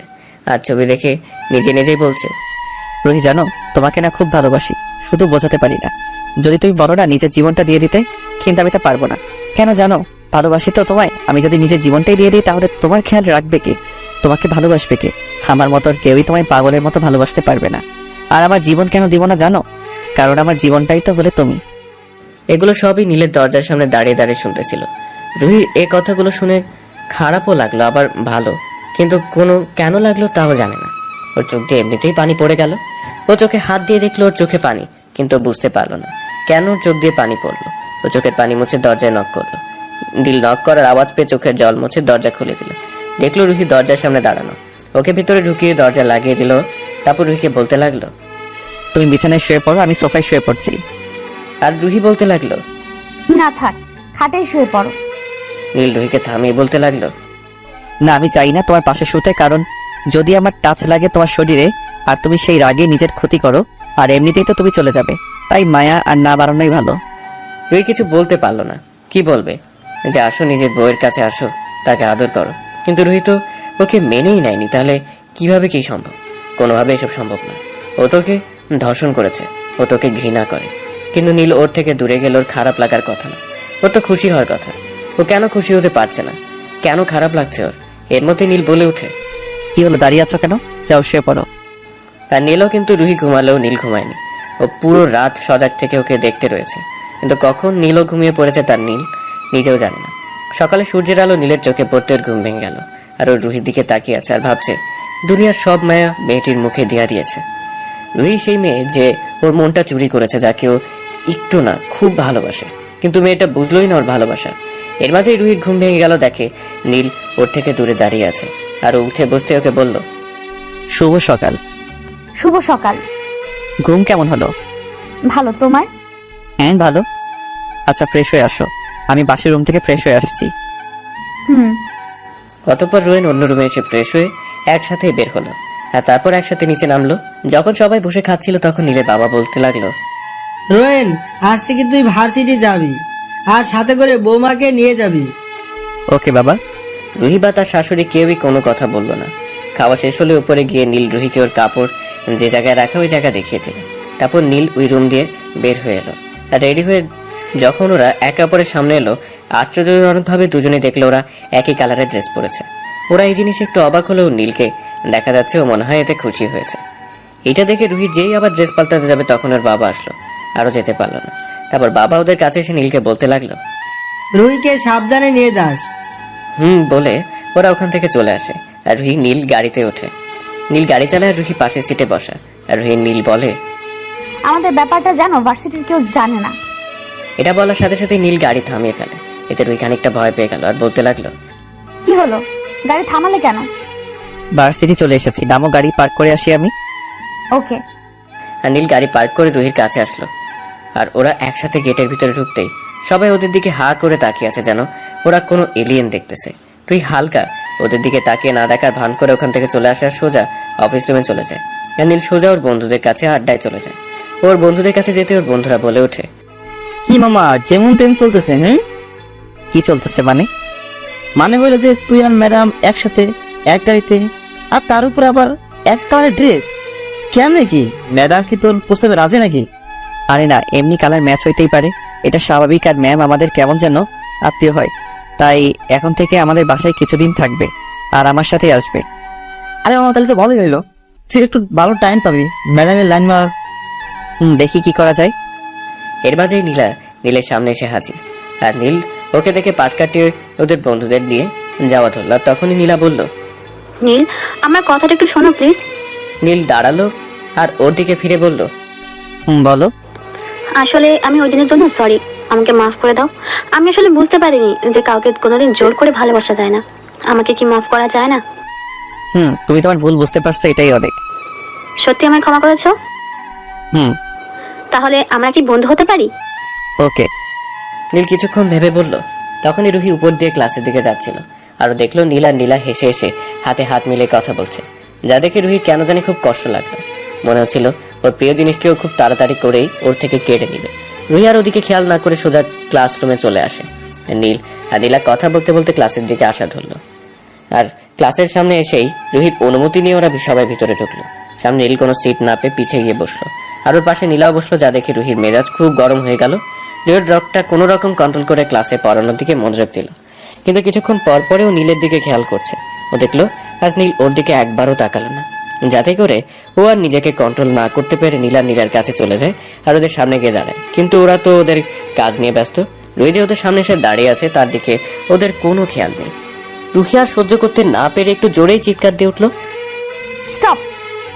সবাই কিছুটা ভয় পেয়ে রুহির দিকে তাকায়। আর নীলা তো বেচারি ভয় পেয়ে নীলকে জড়িয়ে ধরে।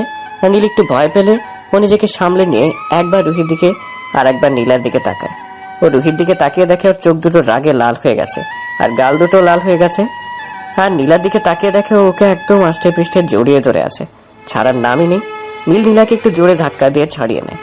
আর নীলা একটু লজ্জা পাওয়ার ভঙ্গি করে নিচে তাকায়। এবার রুহি ওদের বলতে শুরু করে, এই দাঁড়াও তোমরা। সাথে সাথে ওরা দুজনই দাঁড়িয়ে গেল। আর রুহি বলতে লাগলো, এই মেয়ে লজ্জা শরম নাই? ক্লাসের মাঝে এসব কি? হ্যাঁ, ক্লাস করতে আসো না প্রেম করতে? কোনটা? এত ছেলেদের জড়িয়ে ধরার অভ্যাস কেন? ছেলেদের থেকে দূরত্ব বজায় রেখে থাকতে পারো না? আর নীল, তুমি কি ক্লাস করতে আসো না? ক্লাসে এসব করতে? হ্যাঁ? নীলা আর নীল বলে উঠলো, সরি ম্যাম, আর হবে না। রাখো তোমাদের সরি।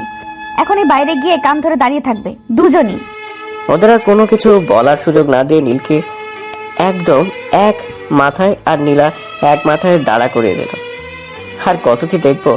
তারপর রুহি ক্লাসে চলে আসে। আর ক্লাস করতে ভালো না লাগায় ও ওদের পড়া দিয়ে সোজা ক্লাস থেকে বের হয়ে যায়। আর অফিস কক্ষে এসে ভাবতে থাকে, আমি তো ভালোবাসি না, তাহলে আমি কেন ওর পাশে অন্য মেয়ে সহ্য করতে পারি না? না, আমার ওর থেকে দূরে দূরে থাকতে হবে। রুহি মনে মনে এই কথাগুলো চিন্তা করলো। আর এদিকে নীল দাঁড়িয়ে দাঁড়িয়ে ভাবতে লাগলো, ইয়েস, রুহি আমায় আস্তে আস্তে করে ভালোবাসতে শুরু করছে। এখন শুধু আমার প্ল্যান মতো কাজ করতে পারলেই হলো। আর এর মাঝখানে সব ক্লাস শেষ হওয়ার সাথে সাথে রুহি একাই বাসায় চলে যায়।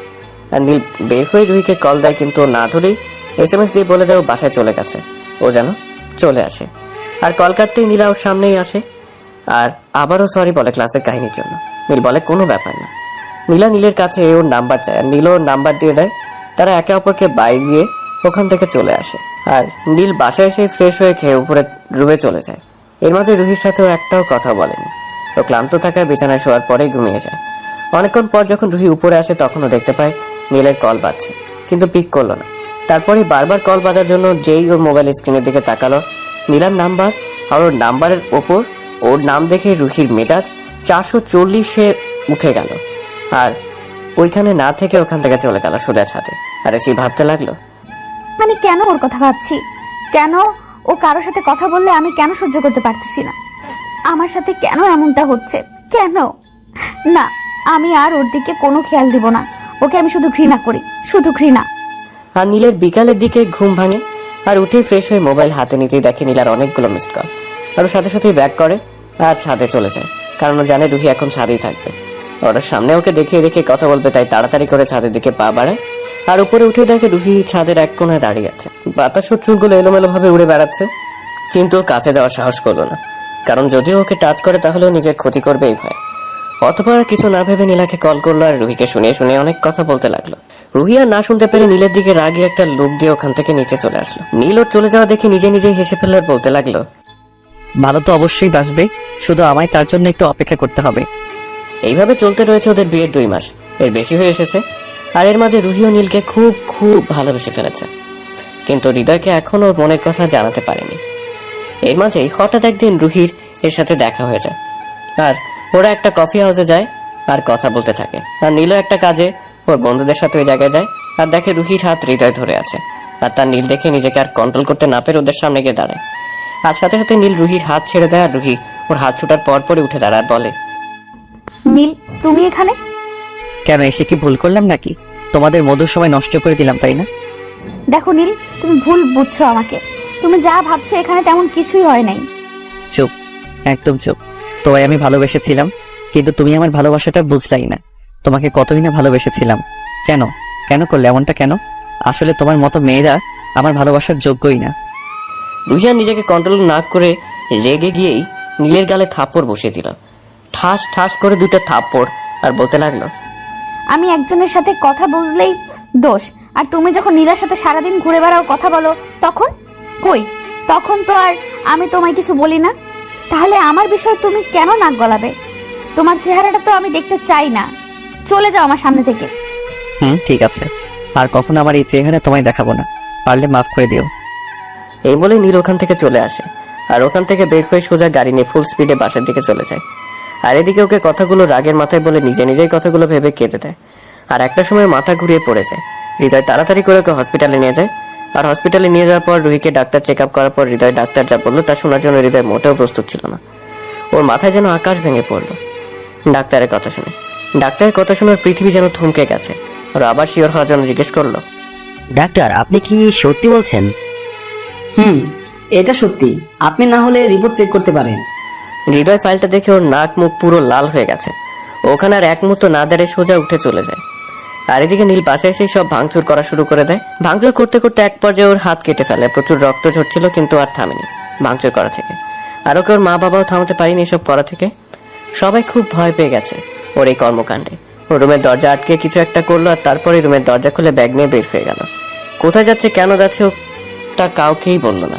ও বাসা দিয়ে বের হয়ে ওর এক বন্ধুকে কল করে ওর সাথে দেখা করার জন্য বললো, কিন্তু ওর বন্ধুটা ঢাকার বাইরে থাকে। ও সেখানে যাওয়ার জন্য রেডি হলো আর ফুল স্পিডে গাড়ি চালিয়ে চলে গেল। আর এদিকে রুহির জ্ঞান ফেরার পর নিজেকে হসপিটালের বেডে আবিষ্কার করলো। উঠতেই ডান্স ডাক্তারকে নিয়ে এলো আর এসে ডাক্তার বলতে লাগলো, তাহলে আপনার জ্ঞান ফিরলো? কিন্তু আমার কি হয়েছিল? আরে আমি তো বলতেই ভুলে গেছি, আপনি মা হতে চলেছেন। কনগ্রেস। কি সত্যি ডাক্তার? আপনি এখন সুস্থ, বাসায় যেতে পারেন। আর এই প্রেসক্রিপশনে যা লেখা আছে সেই অনুযায়ী চলেন আর প্রতি মাসে একবার চেক আপ করে যায়। ধন্যবাদ ডাক্তার। আমাকে এখানে নিয়ে কে এসেছিল? হৃদয় নামের একটা ছেলে, কিন্তু আপনি মা হওয়ার কথা বলার সাথে সাথে উনি কোথায় যেন চলে গেলেন, তা আমি জানি না। ও আচ্ছা ডাক্তার, আমি তাহলে আসি। ওকে। হসপিটাল থেকে বের হয়ে হৃদয়কে রুহি কল করলো কিন্তু ওর ফোন সুইচ অফ। তারপর ওকে আর ফোন না দিয়ে নীলকে কল করতে থাকে, কিন্তু যতবারই ওকে ফোন দিতেছে ততবারই ও বিরক্ত হয়ে যাচ্ছে আর টেনশন বেড়ে যাচ্ছে, কারণ নীল ফোন পিক করছিল না। এইরকম করতে করতে একটা সময় বাসায় চলে আসে আর এসেই সবাইকে সামনে আর সাথে সাথে ওর মা বাবাকে মানে ওর শ্বশুর শাশুড়িকে বলে, মা একটা খুশির সংবাদ আছে। কি খুশির সংবাদ? মা আপনারা দাদা দাদি হতে যাচ্ছেন। কি সত্যি? সবাই খুশি হয়। আর তারপর রুহি এটাও বলা শুরু করে, মা নীল কোথায়? সবাই চুপ করে আছে দেখে আবার বলতে লাগলো, কি হলো মা, নীল কোথায়? তারপর নীলের মা ওকে সব বললো আর কেঁদে দিল। আর তার সাথে রুহিরও মনে পড়লো কেন নীল এমন করলো, শুধুমাত্র ওর জন্য এমনটা হলো। রুহি কেঁদে ফেললো আর সোজা উপরে দৌড়ে চলে গেল। আর গিয়েই দেখতে পেলো যে পুরো রুমের আসবাবপত্র একদম ভেঙে চুরমার করা। আর টেবিলের দিকে তাকাতেও দেখতে পেলো একটা ডায়েরি রাখা আর তার সাথে একটা চিঠিও রাখা। ওই চিঠিটা ডায়েরিটা নিল আর খুলে দেখলো চিঠিটা তাতে লেখা ছিল এই যে, প্রিয় রুহি, প্রথমেই মাফ চেয়ে নিচ্ছি, কারণ আমি যা এতদিন করেছি তার জন্য। জানো, জীবনে কখনো কোনো মেয়ের দিকে তাকাইনি পর্যন্ত, শুধুমাত্র অপেক্ষায় ছিলাম কবে তোমার দেখা পাবো। কারণ কি জানো, তোমার মতনই কাউকে সবসময় চাইতাম আর পেয়েও গেলাম, কিন্তু আমার কপাল দেখো, পেয়েও হারিয়ে ফেললাম। যাই হোক, আমার কথা নাই বা বলি, তুমি চেয়েছিলে না যে আমি তোমায় ডিভোর্স দেই? আমার টেবিলের উপরে ড্রয়ারটা খুলো, দেখবে তাতে একটা বক্স আছে। নীলের কথা মতো তাই করলো, কিন্তু একটু অবাকও হলো। দাঁড়ান বলছি, কেন অবাক হলো? ও আবার পড়তে লাগলো। কি অবাক হচ্ছ? জানি অবাক হওয়ারই কথা, কারণ এটা আমি ছাড়া আর কেউই জানে না।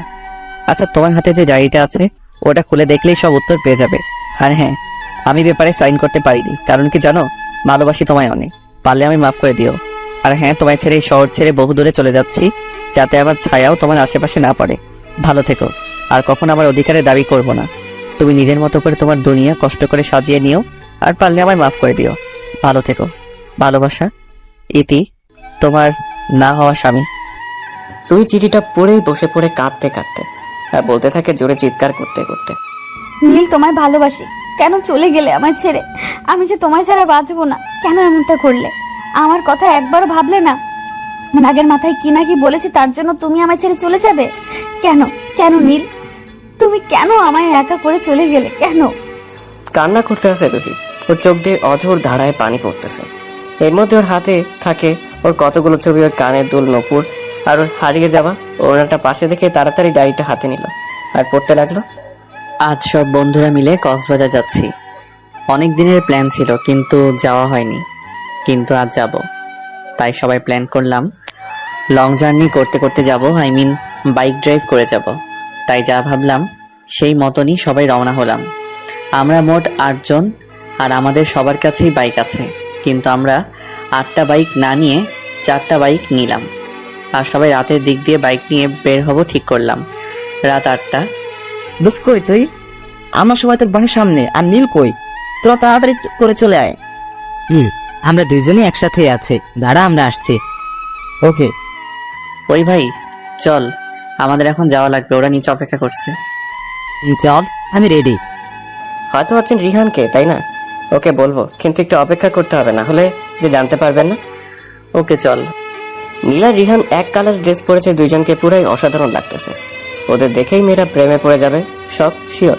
তাহলে ভাই আমাদের কি হইব যদি সব মাইয়া ওদের লাইকা পাগল হইয়া যায়? চিন্তার বিষয়। ওরা নিচে দুজন এক বাইকে উঠে রওনা হলো।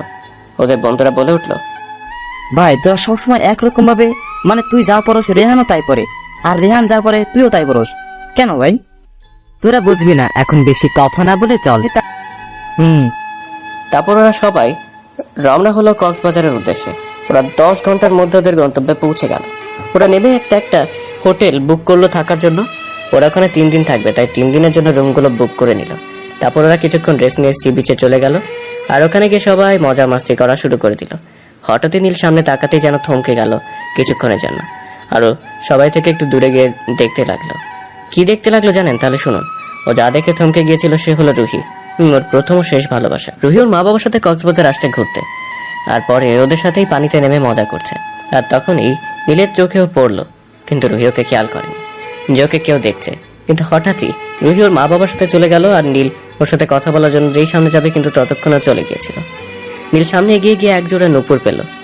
তারপর ও মুচকে এসে নুপুর জোড়া পকেটে ঢুকিয়ে নিল, আর তারপর ওর বন্ধুদের কাছে চলে গেল।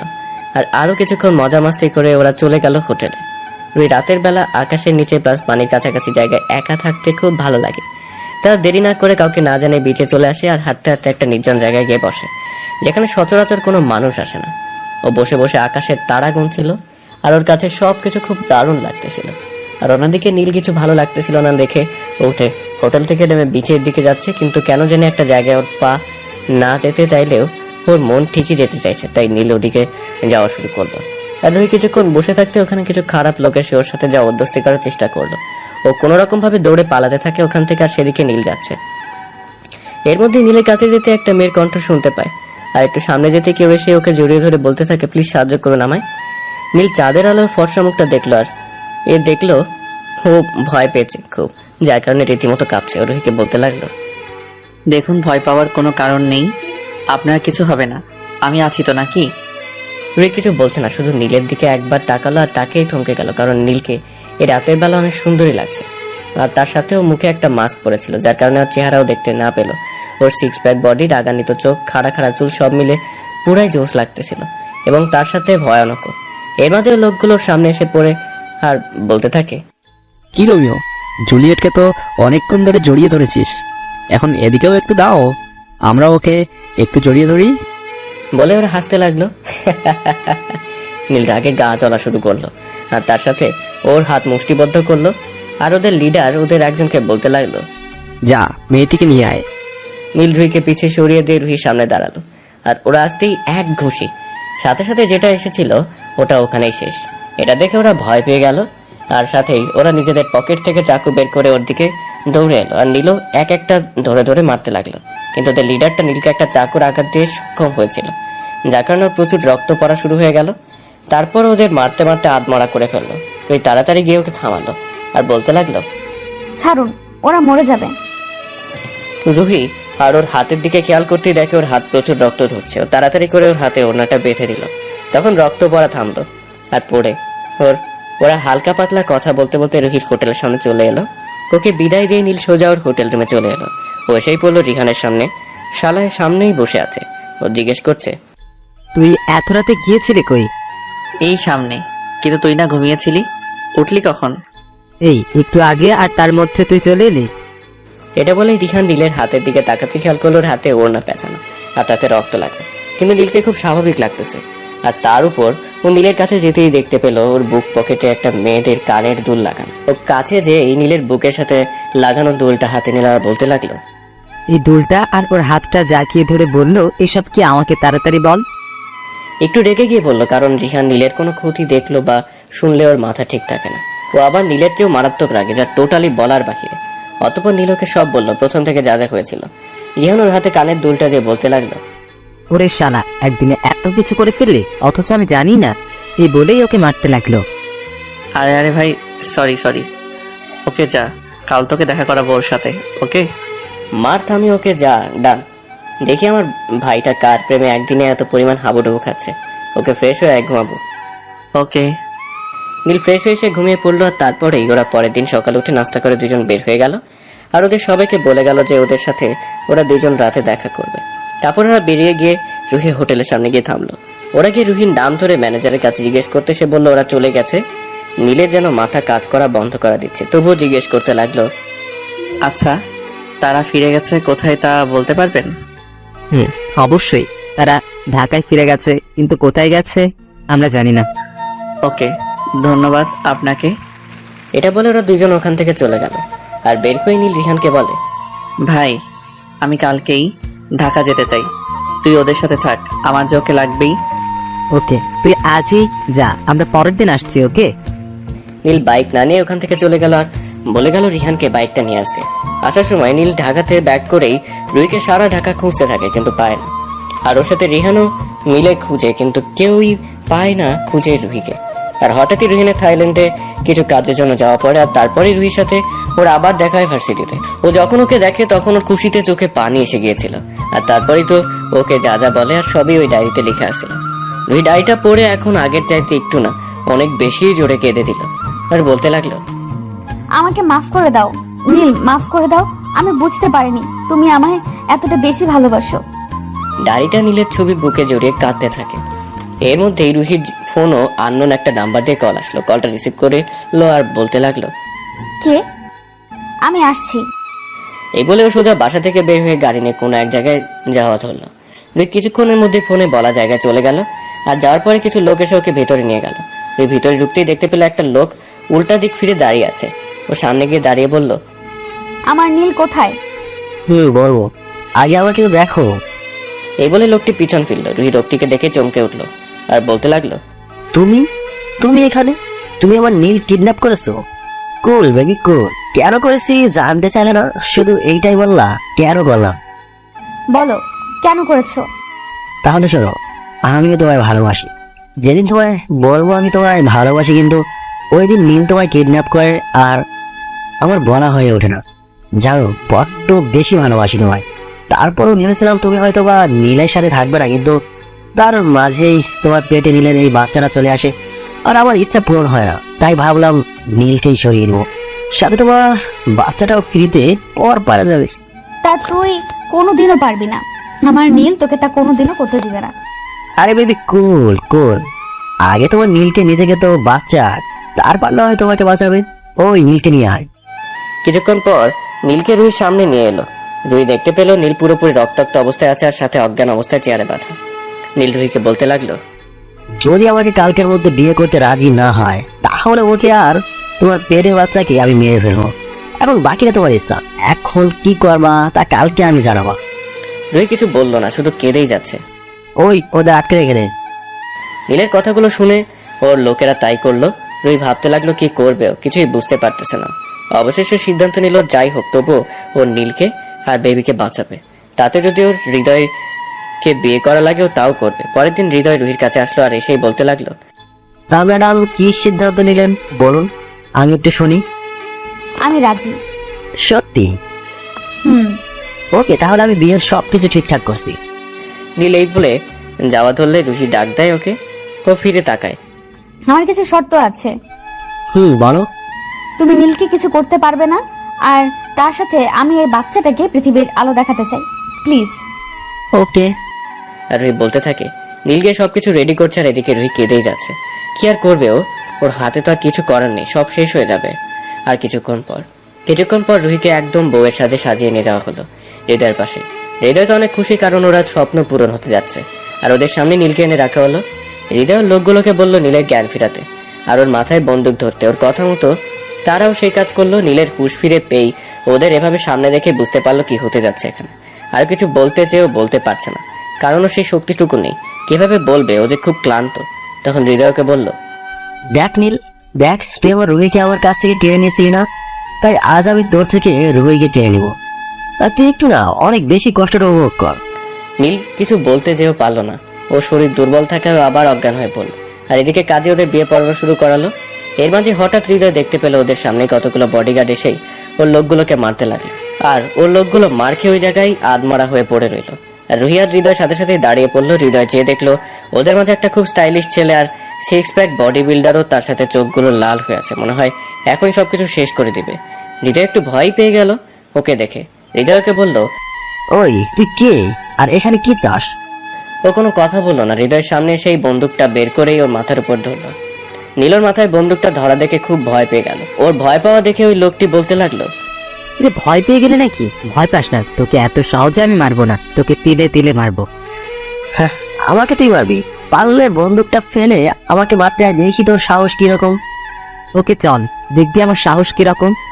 ওই লোকটি একবার নীলের দিকে আর একবার রুহির দিকে তাকালো, তারপর হৃদয়ের দিকে তাকিয়ে একটা নাক বরাবর ঘুষি মারলো। সাথে সাথে নীল ছিটকে পড়লো দেয়ালের সাথে গিয়ে, আর হাত খোলা পেয়ে রুহি নীলের কাছে ছুটে গেল আর ওর বাঁধন খুলতে লাগলো। আর এদিকে হৃদয় মার খেয়ে আবার ওই লোকটির কাছে তেড়ে এলে ওই লোকটি আবার ওকে মারতে থাকে। আর মারতে মারতেও দেখে যে হৃদয় প্রায় মরেই যাবে, কিন্তু মরতেই বলে, আরে থাম থাম, আমাকে মার পরে, কিন্তু ওইটা তো বল কে তুই? শুনবি আমি কে? রিহান আহমেদ, নীল আহমেদের ভাই প্লাস বন্ধু। তুই জানোস নীল আমার কি লাগে? জীবন লাগে, জীবন। আর তুই আমার জীবনটারই কষ্ট দিছস। এর শাস্তি যে কি ভয়াবহ হয় তা তুই এখনই জানতে পারবি।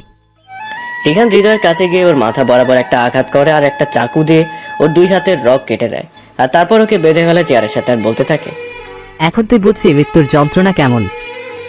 আর তারপরে রুহির কাছে যায় আর বলে, ভাবি কুল ডাউন, ওর কিছুই হবে না, আমি ওর কিছু হতেই দিব না।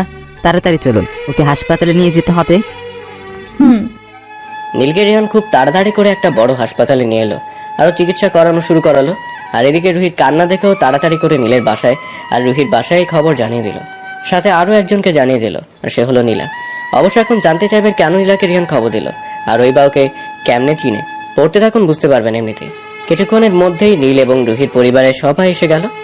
নীলের মা সেই রিহানকে জিজ্ঞেস করতে লাগলো, রিহান বাবা, আমার নীল কোথায়? ওর কিছু হবে না তো? আরে মা, ওর কিছুই হবে না, তুমি শান্ত হও তো।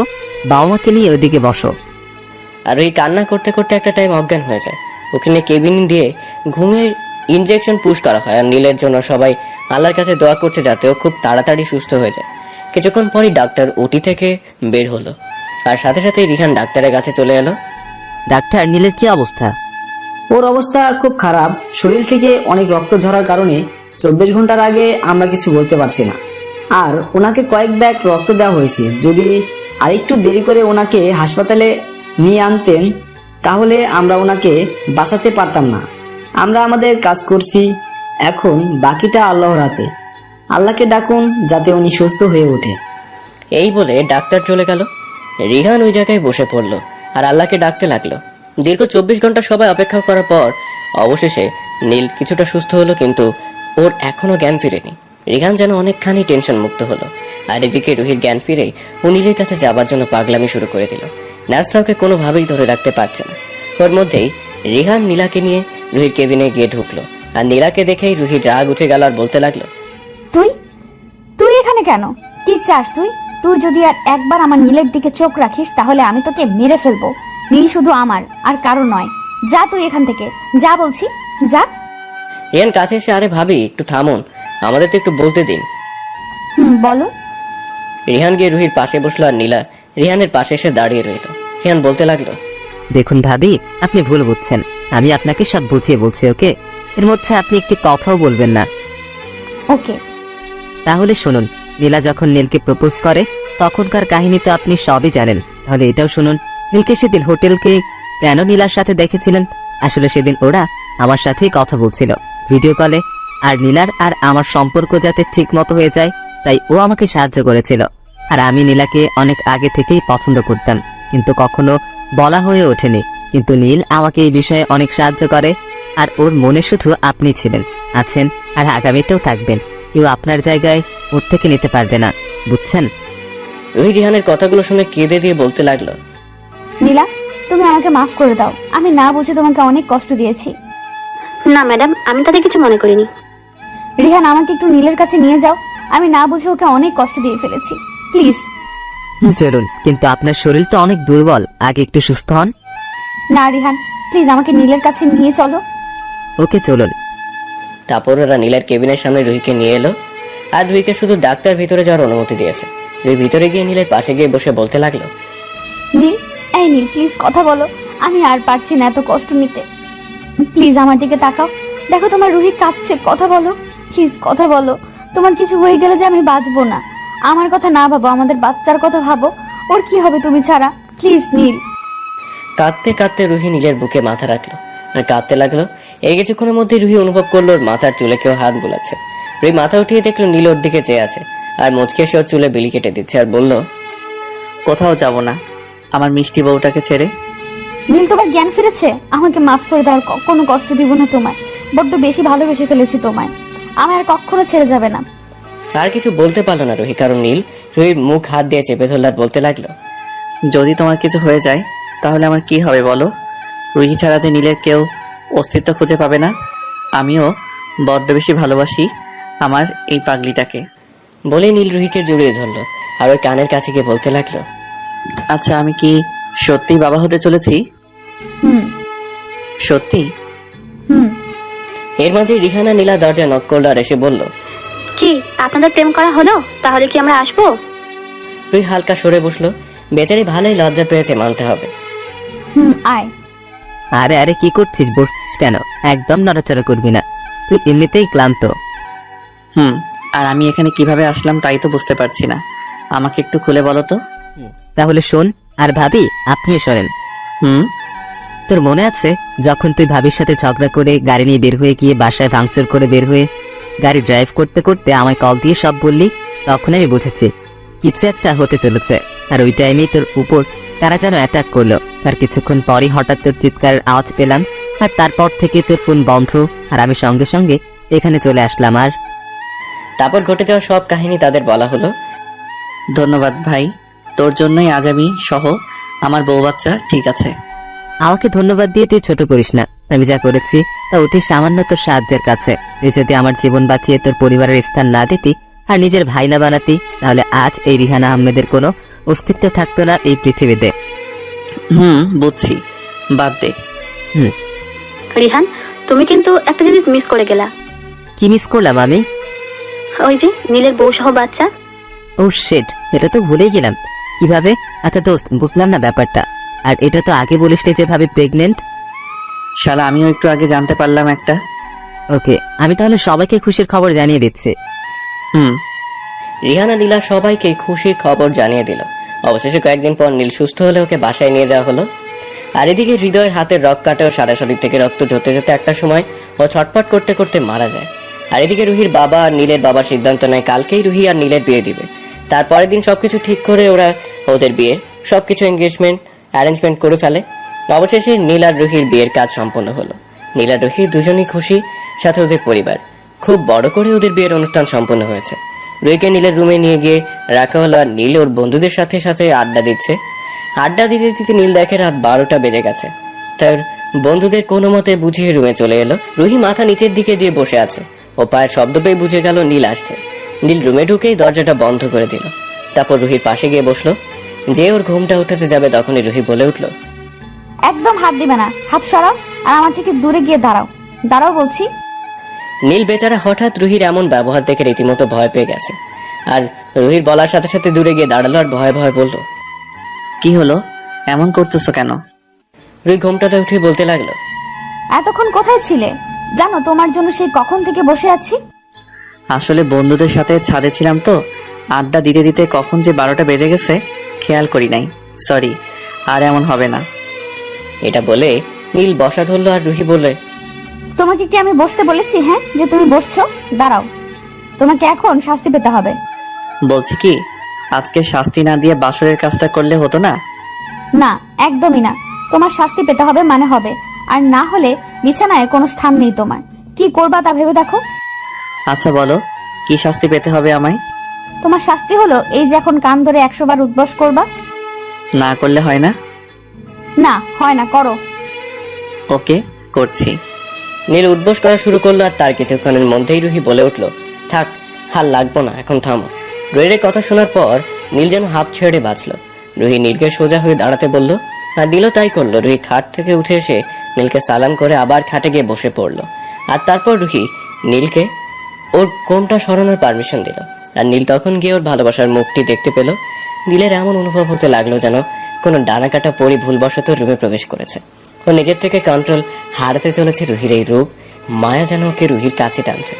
ও যেই রুহিকে কিস করতে যাবে তখনই ওর মুখ রুহি হাত দিয়ে চেপে ধরে আর বলে, এখন আমাকে কোলে করে ছাদে নিয়ে চলো, আজকে সারা রাত তারা গুনবো তুমি আর আমি। ওকে বলেই নীল রুহিকে কোলে তুলে নিল আর সোজা ওকে ছাদে নিয়ে এলো। ছাদের এক কোণায় দোলনা। নীল রুহিকে নিয়ে দোলনায় গিয়ে বসলো।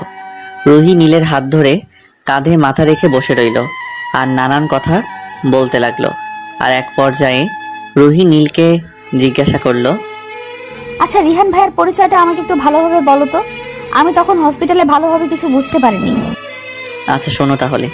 15 বছর আগে আমি আব্বু আম্মুর সাথে আব্বুর এক বন্ধুর বাড়ি যাই বেড়াতে। আর সেখানে যাওয়ার পর আমার খুব ইচ্ছা করছিল গ্রামের খালের পানিতে গোসল করতে, কিন্তু আমি সাঁতার জানতাম না। কিন্তু ইচ্ছা যখন হয়েছে তখন তা তো পূরণ করতেই হবে। তাই আর কোনো কিছু না ভেবে চলে গেলাম খালের পাশে। 1 ঘন্টা যাবত আস্তে আস্তে করে খালের হালকা পাশে নেমেছি। কি আর করব, ভয় করতেছিল একলা একলা। আর তার উপর আমি আবার সাঁতার জানি না। যেই উঠতে যাব তখনই দেখলাম আব্বু আম্মু আমার দিকেই আসছে। আমি তাদের দেখে তাড়াতাড়ি উঠতে গেলেই পা পিছলে পড়ে যাই। আর খালের পাড়টা মনে হয় 2-3 ডাঙ্গে মাটি কেটেছিল, যার কারণে খালের পাড়ে ওঠার চেষ্টা করেও আর উঠতে পারছিলাম না। আস্তে আস্তে মাঝখানে চলে যাই। আর তখনই কোথা থেকে একটা ছেলে এসে আমার জীবন বাঁচায়। আর ওই ছেলেটাই হলো রিহান। জানো, ওকে যখন জিজ্ঞেস করি ও ওর জীবনের চিন্তা না করে আমার জীবন কেন বাঁচালো, তখন ও কি বলেছিল জানো? কি বলেছিল? আরে সাহেব, আমার কিচ্ছু হইতো না, আমি মরলেও কাইন্দার কোনো মানুষ নাই, কিন্তু আপনার জীবনটা অনেক দামি, আপনার কিছু হইলে তারা পাগল হইয়া যাইতো। আমি তো দেখছি তাগো অবস্থা। কেন কেন এই কথা বলছো কেন? তোমার মা বাবা কোথায়? সাহেব, আমার মা বাবা নেই। মানে তোমার মা বাবা কই তাইলে? সাহেব, তারা মারা গেছে। বলে কেঁদে দিল রিহান। নীল দেখলো রুহির চোখে পানি। ওর চোখের পানি মুছে দিয়ে ওকে নিজের কাছে মিশিয়ে আবার বলতে লাগলো, আমরা যখন আব্বু আর আম্মুর কাছে যাই তখন আব্বু বলল, রিহান, তোমার বাবা মা নেই তো কি হয়েছে? আজ থেকে আমরা তোমার বাবা মা, আর নীল তোর ভাই, চল আমাদের সাথে। রিহান খুব খুশি হয়েছে ওই দিন। আর আমিও সাথে একটা ভাই প্লাস বন্ধু পেয়ে গেলাম, বুঝছো? তা ম্যাডাম, তাহলে আমাদের বাসরটা করা যাক, কি বলো? জানি না। তারপর নীল রুহিকে কোলে নিয়ে রুমে চলে এলো আর বাসর ঘরে। তারপর রুহি আর কোনো কথা না বলে দুজনের ঠোঁট এক করে দিল।